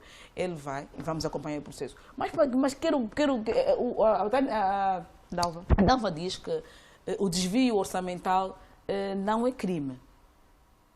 É crime. Ele não pode fazer isso. O orçamento está feito. O que custou a cadeira Dilma, lembra daquela história das pedaladas fiscais? Não, essa questão. Não, peraí, lembra-se daquela coisa da história das pedaladas Essa é outra fiscais? questão. Não, espera. Sim, lembro-me. Pronto. Então, é mais ou menos, tem a ver com algum desvio. É desvio orçamental. Calma. É desvio orçamental. Não que você rouba.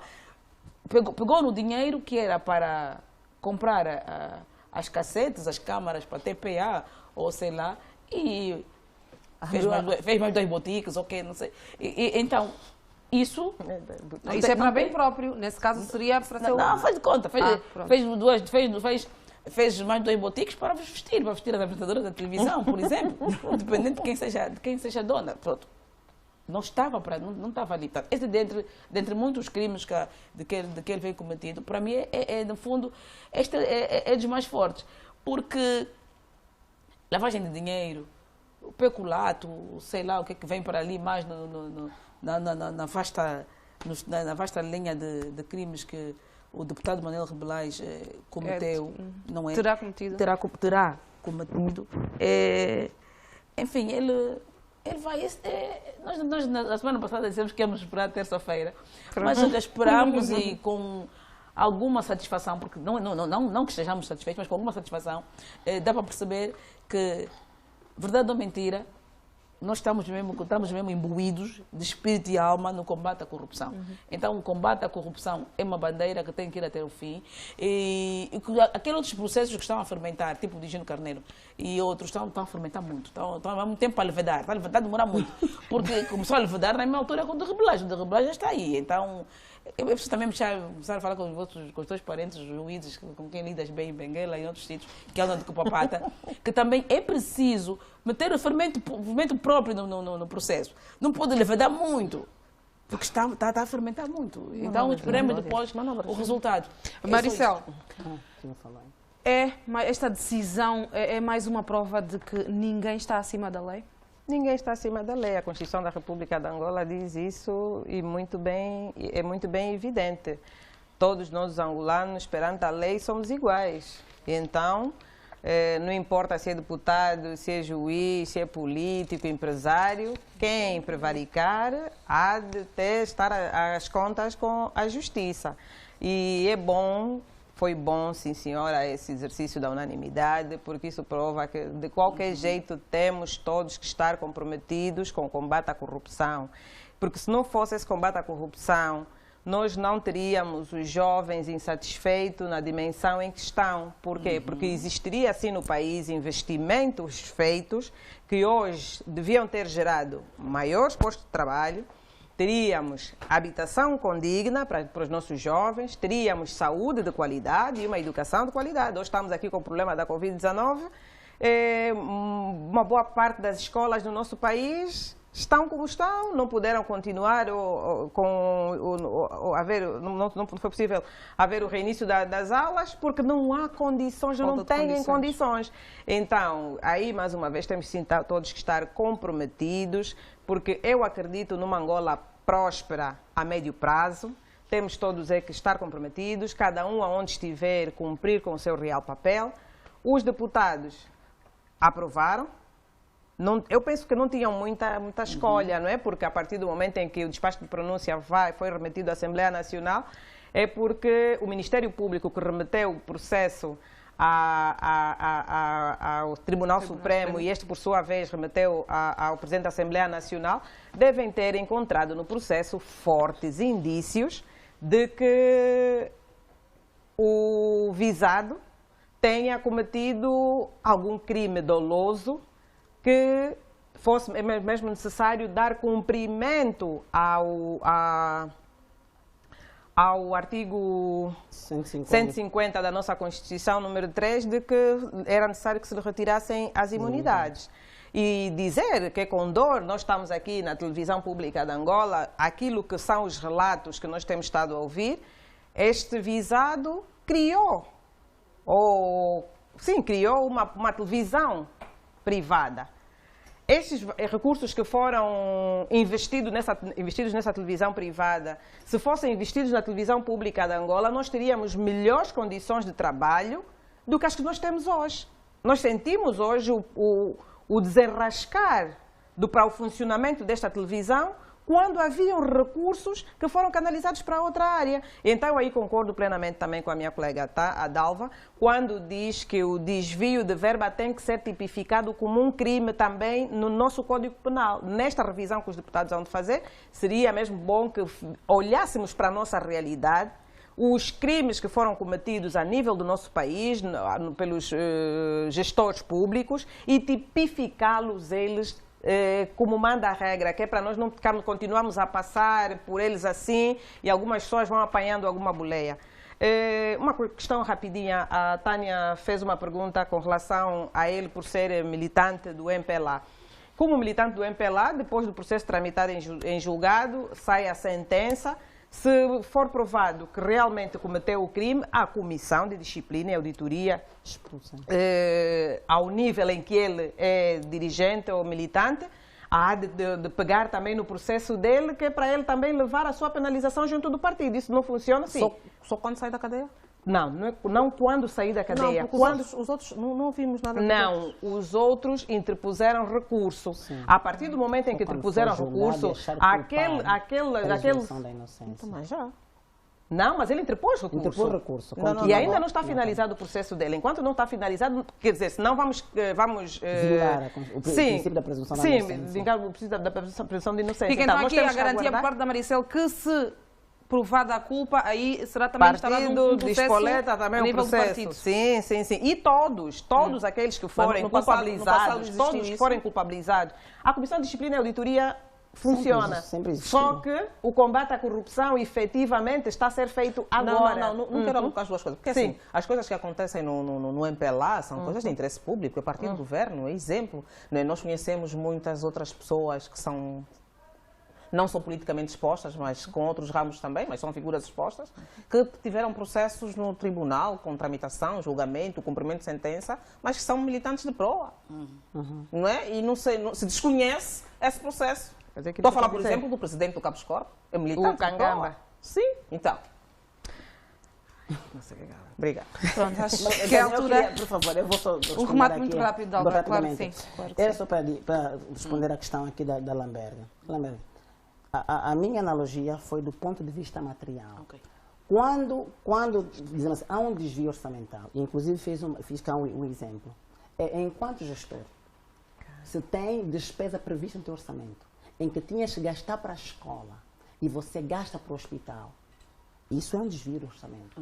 Mas o que estás a colocar aqui é mesmo, um dos crimes é o peculato, que é um crime subjacente ao branqueamento de capital, porque o fim último deste crime é o enriquecimento ilícito, ou sem causa. E próprio. Portanto, é nesta dimensão que tem que ser vista. O que se aconselha é a Assembleia, não é? Tanto melhorar o texto nesta perspectiva. O segundo aspecto que eu também recomendo é, se calhar, não sei, falamos disso outra vez, a Assembleia criar uma lei própria, não é uma lei avulsa, legislar de forma avulsa para o pessoal que ostenta, que detém cargos políticos. Ali eu entendo que estaríamos a fazer um exercício bom, não é, para responsabilizar todos aqueles que ocupam cargo político. Estamos a falar do ministro, secretário de Estado, do governador, do vice-governador, do administrador municipal e toda a administração indireta dos institutos públicos e todos os entes que beneficiam de dotação orçamental. O último aspecto. Um aspecto também que eu gostava de aconselhar a Assembleia na revisão é a questão do branqueamento. Já estás a entrar no próximo tema, que é a reapreciação. Estamos na revisão. Está bem, pronto. Então eu paro por aqui.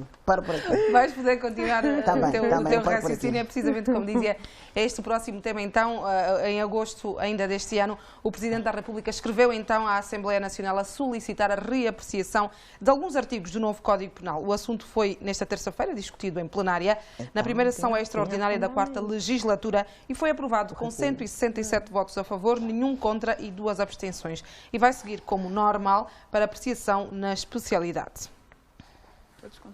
E porque sim, porque a Dalva falava precisamente disso, então continua o teu raciocínio. Vou terminar.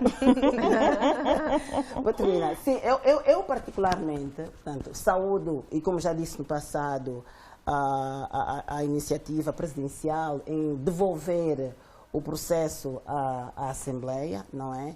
E os deputados por terem revisto, reavaliado todo o Código Penal. Mas ainda assim, eu tenho algumas suspeições relativamente ao crime de peculato.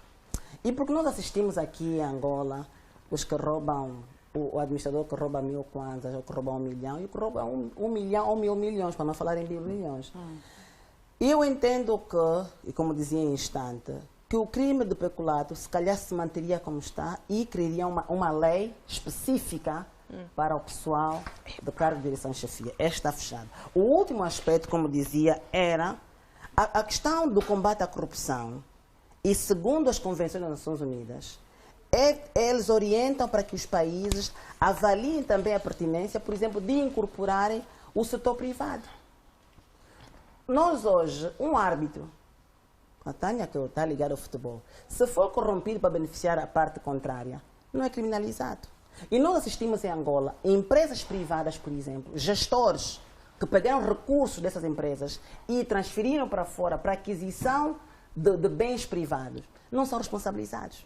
Mas se olharmos para a geografia global, hoje as instituições privadas, nós temos casos de Madoff e tantos outros, tanto a nível quer da América como da Europa, gestores de empresas privadas que defraudaram as empresas, também foram tanto criminalizados. E seria bom a Assembleia também avaliar esta possibilidade de incorporar ali uma linha, um artigo, aquilo que deverá ser, portanto, a responsabilização do setor privado no âmbito da lei do branqueamento de capital e também os crimes subjacentes a isto. José Faço, por um lado, os deputados deram luz verde com estes 167 votos a favor. Alguns juristas, no entanto, alertaram que o agravamento de penas dos crimes cometidos no exercício de cargos públicos pode ter um retrocesso. Mas eu acho que, ou porque se calhar nós não sabemos, ou não se sabia direito, o que é que o Presidente pediu para ser reavaliado. O Presidente não pediu para...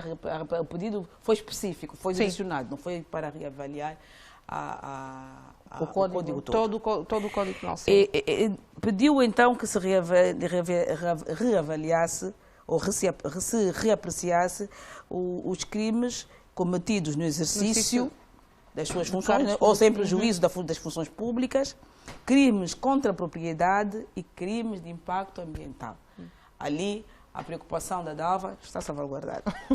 Qual? O chefe de Estado propôs que fossem revistas as molduras penais agora estabelecidas para estes crimes. Né? Deixa-me lá regressar. Os crimes cometidos no exercício das funções. Né? Uma lei avulsa. Ok. Portanto, está do código e depois você então faz uma lei avulsa específica, só para quem exerce o cargo de função. Você vai responsabilizar aquele que ocupa o cargo. Não precisava, para mim, do meu ponto de vista, não precisava estar no Código Penal. Uma lei avulsa, como temos as outras leis. Sim. Pronto. Já está no Código Penal. O Presidente pede então que se revise as penas atribuídas neste novo código a estes crimes. O que mais me saltou à vista, que eu acho que gostei, é a revisão dos crimes ambientais. Até então, os crimes ambientais eram todos eles punidos com multas. Sim. Não dava cadeia, não havia cadeia. Daí os mares todos queimados, todos eles sujos, ninguém vai para a cadeia, ninguém responde, ninguém diz nada. Hoje, de facto, já no novo código já se vai falando em penas. Queimadas, produtos tóxicos, aquilo estar a pulverizar que não deve. O derrame de combustível. O derrame de combustível, tudo isso. Não.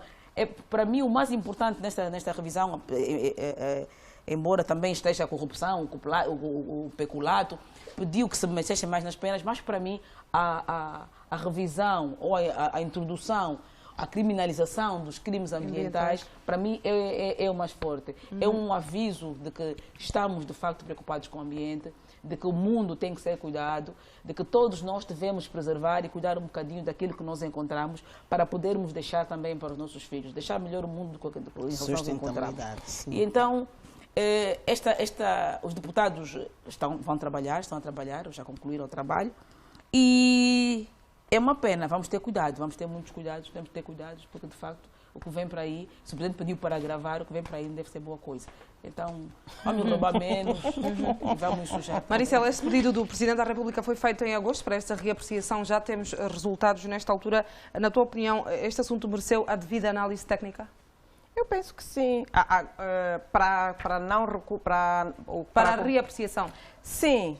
O primeiro titular fez questão de rever, tendo em conta que nós estamos imbuídos, todos nós angolanos, agora nesse combate à corrupção. E então, antes de promulgar essa mesma lei, fez uma análise cuidada deste mesmo documento para que não promulgasse com brechas que daqui a 3, 4 meses, quando estivermos a ver as pessoas a serem condenadas, colocamos a mão na cabeça e aqui acho que devíamos... Há um exemplo que eu vou fazer, uma comparação que eu vou fazer. Há uma administradora municipal que foi condenada, sei que dilapidou aí naquilo que foi provado, 13 milhões de kwanzas.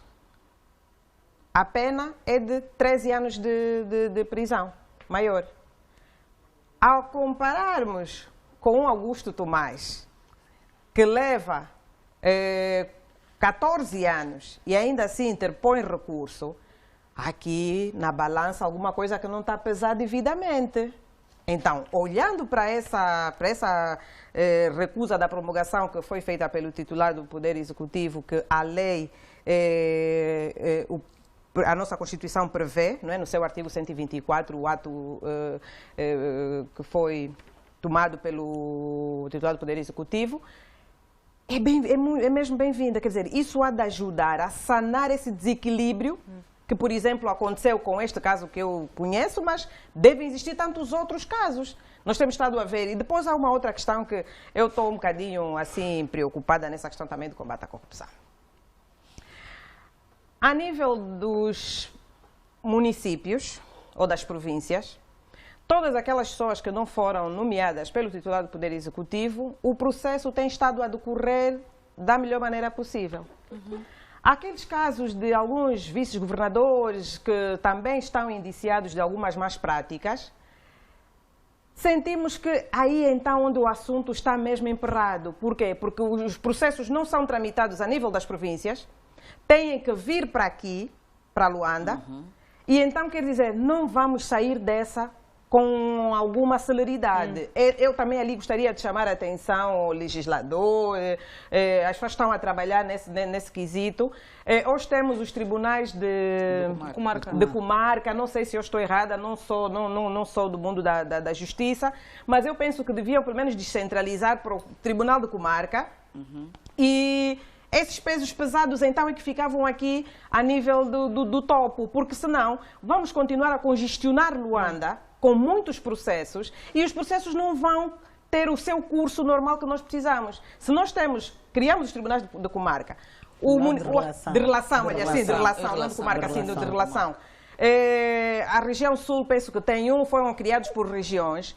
Eu penso que estes deviam ter a competência para tramitar esse tipo de questões a nível do topo dos governos provinciais. E então, acima disso, então esses sim, porque vamos ouvindo aí para o fulano, foi e tal, mas o processo está a andar, não está, ninguém sabe nada. E também as pessoas a nível das províncias começam depois a cair naquela desacreditação, de uma agitação deste ou daquele, de que esse processo não tem pernas para andar. Quando nós temos estado a acompanhar, realmente tem pernas para andar. Mas há necessidade de se afinar alguns mecanismos, que é para fazer então com que esse processo decorra da melhor maneira possível. E dizer mesmo que devemos desaconselhar, desincentivar os gestores públicos a continuarem a cometer os crimes de colarinho branco. Tânia, este pedido do Presidente da República para esta reapreciação é mesmo como uma afirmação de que aquele que gera o bem público deve, sim senhor, ser responsabilizado de forma isolada? Eu lembro que quando do recuo, né, do veto, como algumas instâncias consideraram, outras vozes mais refinadas diziam, não, é uma atitude de charme do Presidente da República. Não, hoje estamos a ver que não, os argumentos escolhem. Os argumentos, sobretudo pelas insuficiências que a atual legislação confere, pelo menos para para julgamento de crimes de peculato e outras situações mais que o nosso código vigente não contempla ou não está suficientemente satisfatório para os resultados que a gente quer. Os tempos são outros, as vontades são outras. Também estamos a falar de um código que o vigente tem mais quase secular. É secular. Então nós temos as oportunidades do nosso próprio punho. E quando eu falo do nosso próprio punho, que não sejam só os legisladores, não é? A estar presente. Porque essa reapreciação, eu não sei se falei bem a palavra, mas deve ser um momento para incluir também outros saberes, outras disciplinas. O Código Penal tem que estar também imbuído da questão social e antropológica e outras mais. Se calhar as pessoas podem dizer, não é o momento, já estamos na fase final, estamos na fase de concertação. Sempre é o momento para termos um instrumento mais inclusivo. Os já se está a pegar nele, não é? Mãe, os super inteligentes, os mais sabidos, fizeram-nos uma Constituição que hoje nós estamos a lhe olhar com muitas reticências. São as pessoas já que engoliram já a gramática do direito, que sabiam e se intitulavam, que sabem e podem. Mas nós já conhecemos, quer dizer, nós temos que ser suficientemente humildes para perceber que esse veto beneficia a todos. Sim. Quando a gente diz que, por exemplo, não é, as leis que hoje a gente quer contestar muito, a 3/76, que criou-nos problemas que até hoje a gente tem, e outras leis mais e outras situações, quer dizer que os juristas não são seres acabados. Têm que perceber que chamar outras disciplinas, ser multidisciplinar na concessão de um documento tão importante, de uma Carta Magna tão importante, é importante mesmo. Estou aqui a repetir a mesma palavra, talvez para frisar e para as pessoas perceberem. O código vai existir. A geração que governa vai ser já do passado, vai ser história, só vamos lhes recordar na fotografia. Nós, os jovens que vamos assumir, também vamos ir, outras vão vir e vão ter o mesmo código. Então temos que ser responsáveis e deixar um bocadinho as políticas de lado e olhar para esse projeto como um projeto nação. Que seja realmente um código representativo, um código capaz de ser usado para todos os povos que compõem o magnífico povo angolano. Não sei se me faço perceber. Faz, sim, senhor. Tânia de Carvalho. Agora, passando para o último assunto de hoje, no dia 22 de julho, a Procuradoria-Geral da República anunciou a apreensão com efeitos imediatos de 3 torres de alto padrão que estão localizadas no largo do ambiente, vulgo eixo viário. E esta semana o Presidente da República determinou a nacionalização de 60% das participações sociais da Sociedade Comercial Miramar Empreendimentos S.A., dos quais 43% pertenciam à Sociedade Saninvest Investimentos, Participações e Empreendimentos S.A. e 17% à Somis SGPS Limitada. Vou voltar a Maricel. Maricel, a nacionalização desta unidade hoteleira feita pelo PR é mais uma prova de mais um aproveitamento indevido de dinheiro público. Mais uma vez, voltamos ao mesmo assunto. Voltamos ao mesmo assunto, quer dizer, estamos aqui... por isso é que eu, na minha intervenção passada, eu disse que acredito a médio prazo numa Angola próspera. Se nós abraçarmos realmente esse projeto que está a ser desencadeado agora, esses valores que estão a ser recuperados, os bens que estão a ser recuperados, bem aplicados, bem utilizados, nós teremos uma Angola próspera a médio e longo prazo. É legítima essa medida tomada da nacionalização, porque a Lei 3/76 de 3 de março, que é a Lei da Nacionalização e do Confisco, ela incide sobre os meios de produção, tendo em conta a proveniência desses mesmos fundos. E penso que aqui, para essa tomada de decisão, houve fortes indícios de que, de facto, esses valores para a construção destes imóveis foram valores que foram subtraídos dos contribuintes angolanos, do Estado angolano, porque nós somos os principais contribuintes. Então, esses valores que são usados pelo Estado devem ser, sim, destinados para aquele fim para o qual foi planificado. Não foi o que aconteceu. Neste processo que está a ser tramitado, penso eu que há fortes evidências de que realmente estes valores não foram aplicados como deviam ser. Então, daí, a pessoa do Presidente da República fazer uso desta mesma lei Lei 3/76, 3 de março, daquela lei da nacionalização então aí eu penso que eu digo, né? É uma medida legítima que foi tomada. Sim. Josefa, estas apreensões, estes casos, enfim, que fazem manchete ultimamente com estas, enfim, retiradas de empreendimentos que terão sido erguidos com bens do Estado, provam que num passado havia uma facilitação de se desviar bens públicos ou de se construir fortunas com bens do Estado? Parecia oficial. É oficial roubar. E era assim, como havia necessidade de se criar uma classe rica, porque a nossa estratificação estava completamente mal feita, aliás, ela nem existe, nunca existiu, mas decidimos então estratificar a sociedade, ricos e pobres. E muito pobres. Como não havia ricos, porque não havia ricos, nenhum de nós era rico, então precisava-se de fazer ricos. Como fazer ricos? Quem tem acesso ao dinheiro, enriqueça, por favor. E assim as pessoas foram fazendo. Porque só assim, hoje, nós vamos nos espantando com coisas absurdas. A Sonangol é dona. Todo o dinheiro é da Sonangol. Porque, no fundo, as 3 torres fazem parte da Miramar Empreendimentos. Certo? As 3 torres, a Miramar Empreendimentos, é tudo construído com dinheiro da Sonangol. E a Sonangol ainda é só a segunda sócia. É só a segunda acionista. Porque a maior acionista, que acho que é a Saninvest ou coisa assim parecida, não pôs nenhum tusto na associação, na sociedade. Entretanto, tem 43%. A outra, sei lá como é que ela se chama, outra empresa, tem 17%. E a Sonangol está lá a passear-se e tal nos 40%. As duas juntas fazem os 60%, eram os sócios maioritários e não puseram nada. Como é que é possível isso? Depois, ao confisco, eu concordo com a atitude do presidente, mas a nacionalização, depois as meninas, a Dalva, que embora não seja jurista, adora a jurisprudência, vai corrigir. Está quase. Está quase. Vai corrigir. Eu não sei, eu concordo com a nacionalização, mas por que razão o presidente nacionalizou os 60%? Os 60% que pertenciam às duas outras empresas e não confiscou. Já que o confisco, não é confisco, arresto, é uma atitude que é feita pelos órgãos de justiça, certo? E que dá punição. Ao confiscar, o presidente só toma. Nacionalizou. A nacionalizar, o presidente só toma. Toma, não é? Aquilo sem. Toma o que era. Toma o que para si, o que já era seu. Embora que era privado, né? Toma apostado aquilo. Portanto, para mim, este 60%, é verdade que eles já estão em outros processos, mas era bom também que se confiscasse estes 60%, era mais um crime para eles, que seria a justiça a arrestar. Mas, pronto, dar a Sonangol ou dar ao Estado aquilo que é do Estado.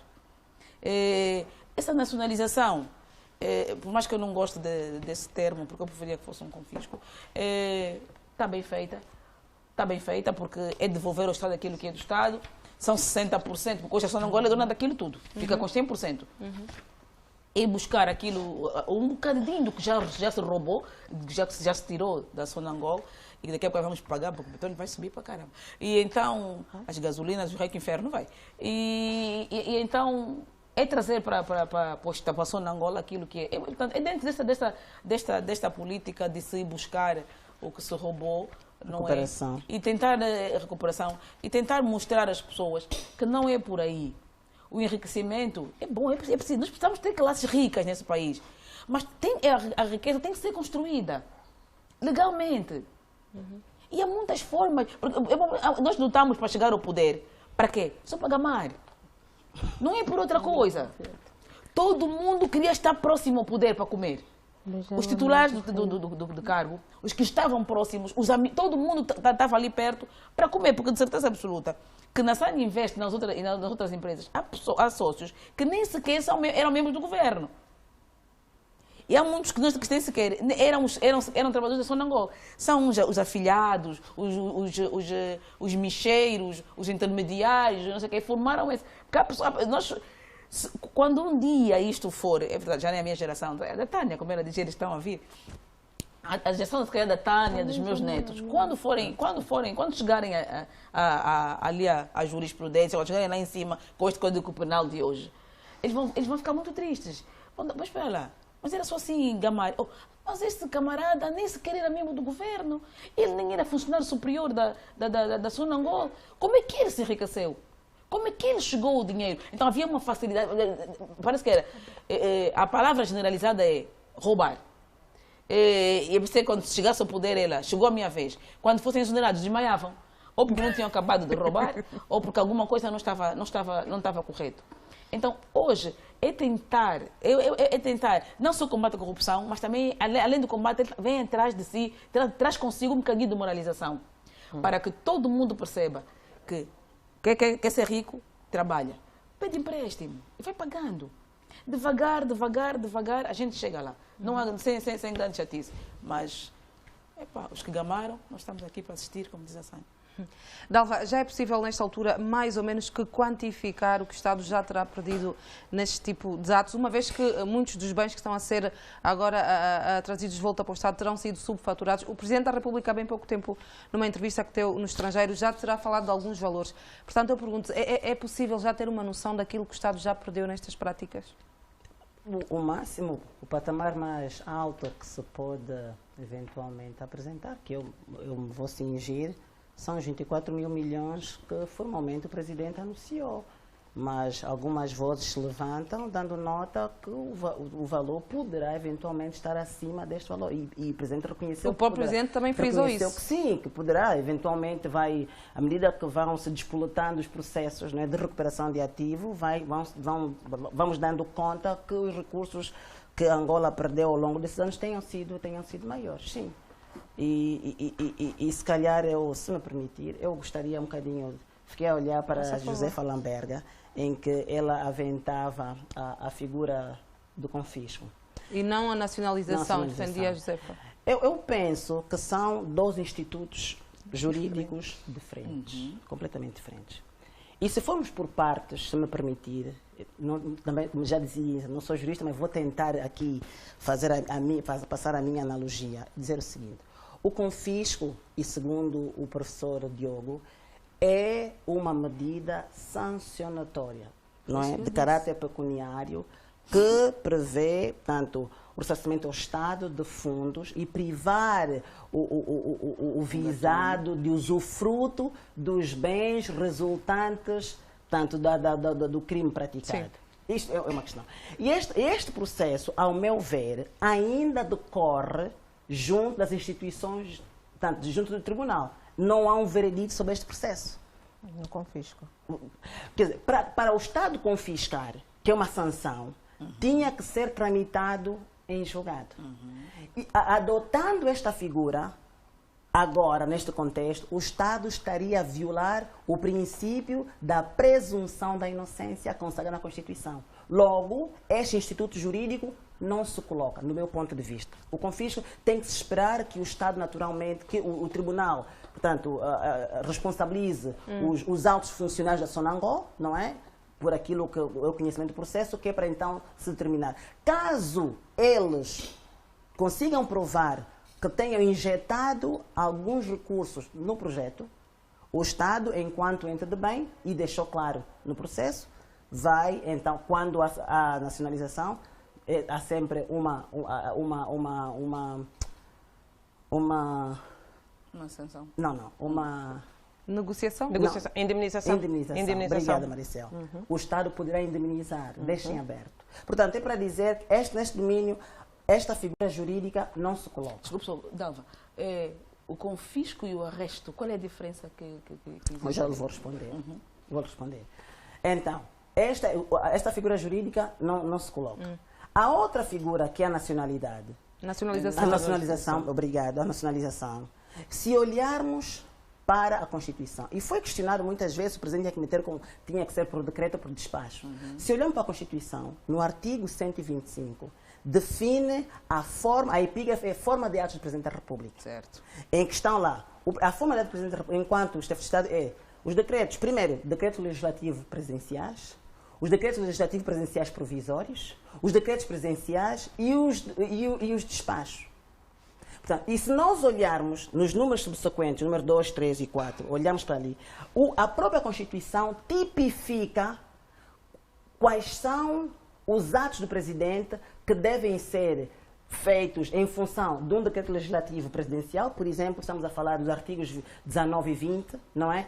Quando é que ele tem que fazer um decreto presidencial legislativo provisório e quando é que tem que fazer, portanto, um decreto presidencial apenas. Em sede disso estamos claros. Agora, o número 5 deste mesmo artigo do 125 estabelece também que os atos administrativos do Presidente da República, os atos administrativos são feitos em forma de despacho. Então, se olharmos para esses artigos, o 119, o 120, a nacionalização não consta. E vou rebuscar aqui a lei que a Tânia fez menção, a lei 3/73, 76, 3 de março.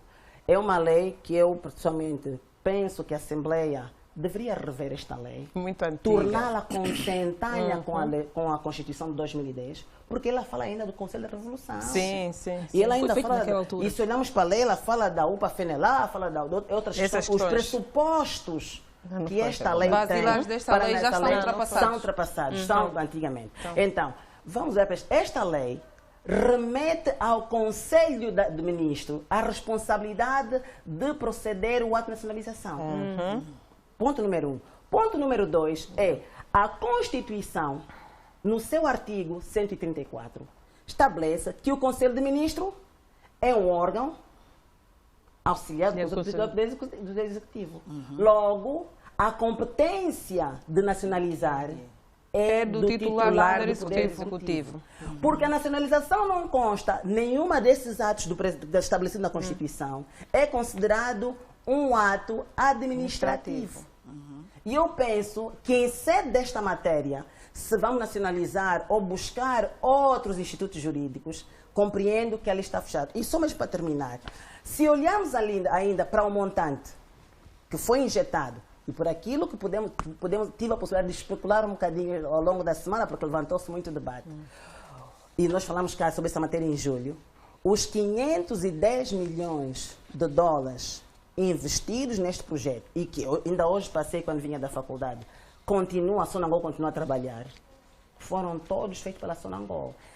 Estas empresas, claro que beneficiando da presunção da inocência, supostamente foram criadas como veículos para atenderem estas necessidades específicas, até porque os altos funcionários da Sonangol, quando foram chamados o mês passado para depor, é assim que se diz, né?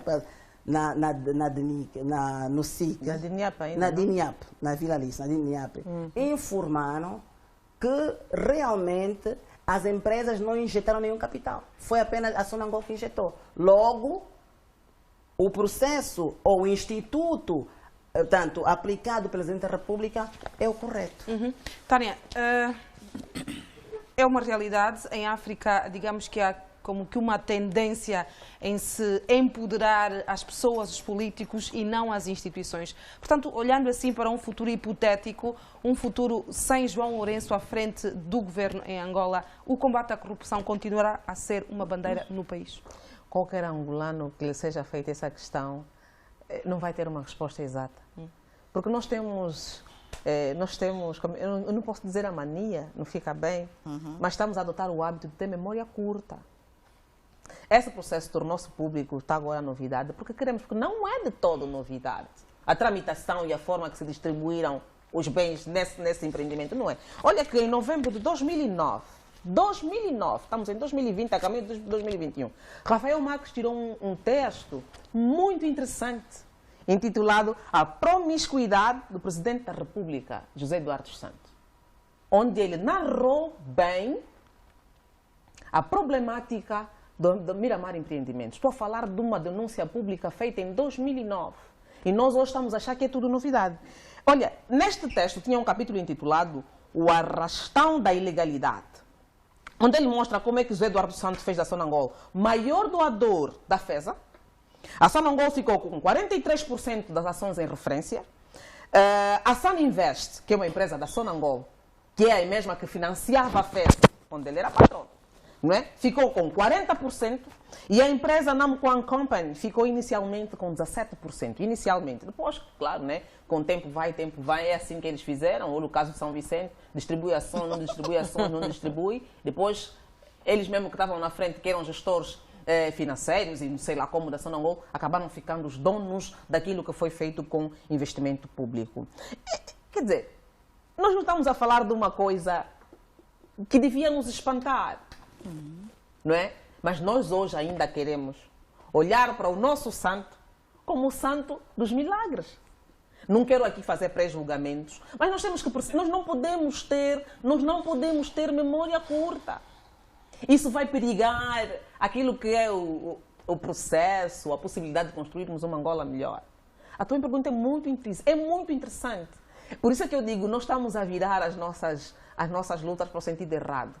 Se nós percebermos que, de facto, antes de cores partidárias, antes de bem-estar social do teu umbigo, primeiro é construir uma Angola melhor, provavelmente não teríamos esse problema, nem teríamos medo dessa questão. Repito, nós temos medo dessa questão.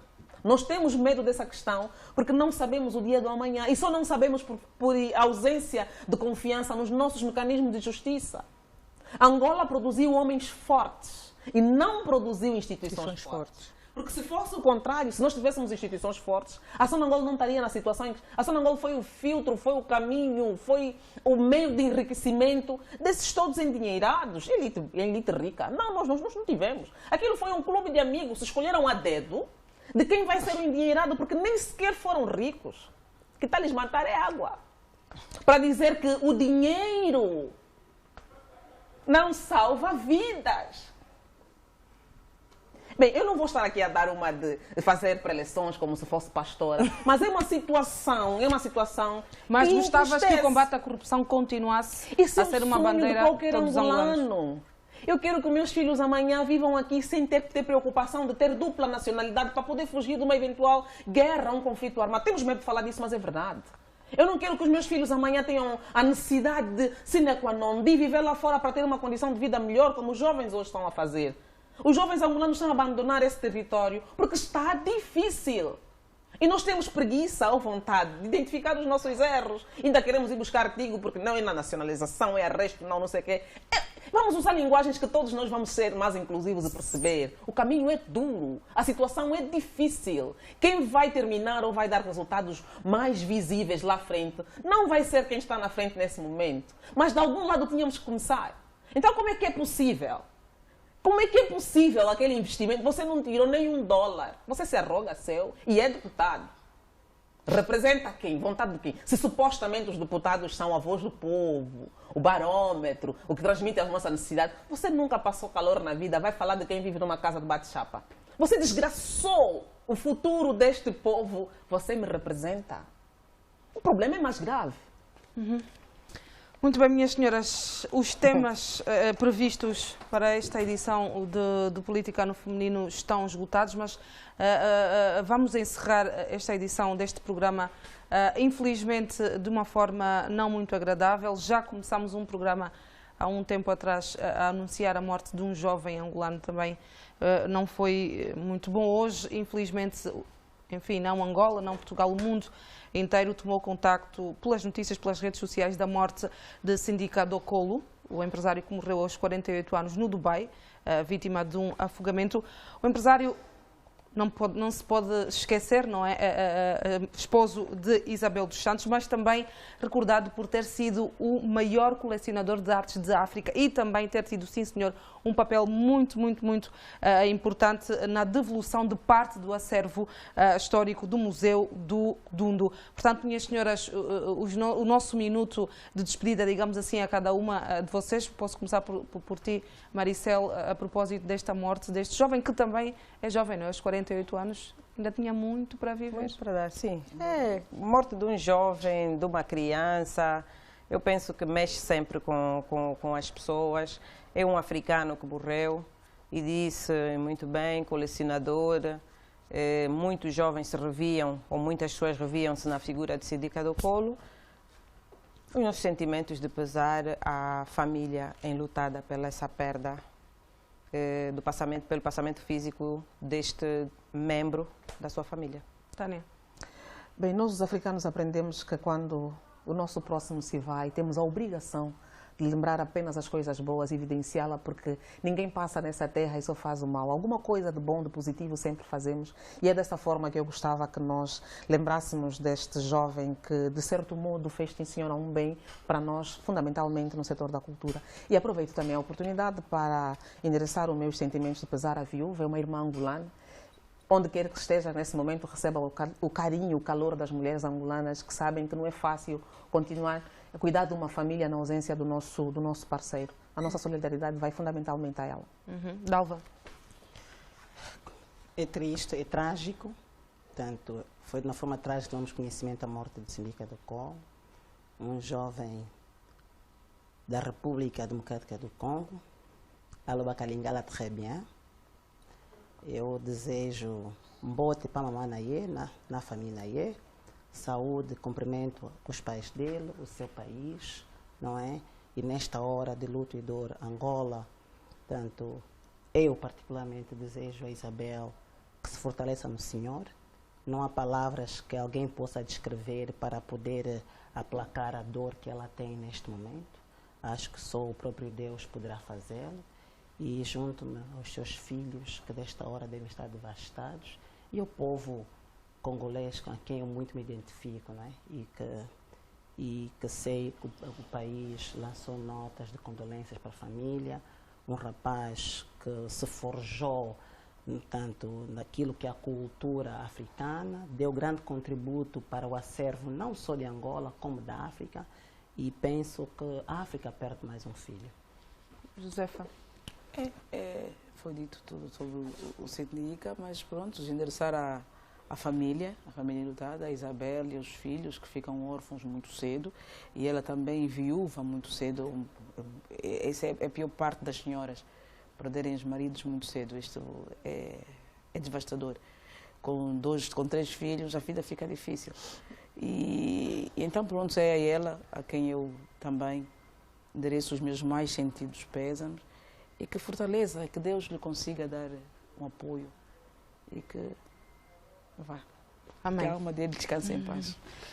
Exatamente, é isso mesmo, que a sua alma descanse em paz. Ficam assim então algumas palavras aqui das minhas companheiras de jornada a propósito desta morte de Sindika Dokolo, que deixa o mundo aos 48 anos. Estamos conversados, estamos juntos daqui a 7 dias. Até lá, mantenham-se sempre informados. Minhas senhoras, boa noite. Boa noite. Sempre a levantar. Sim.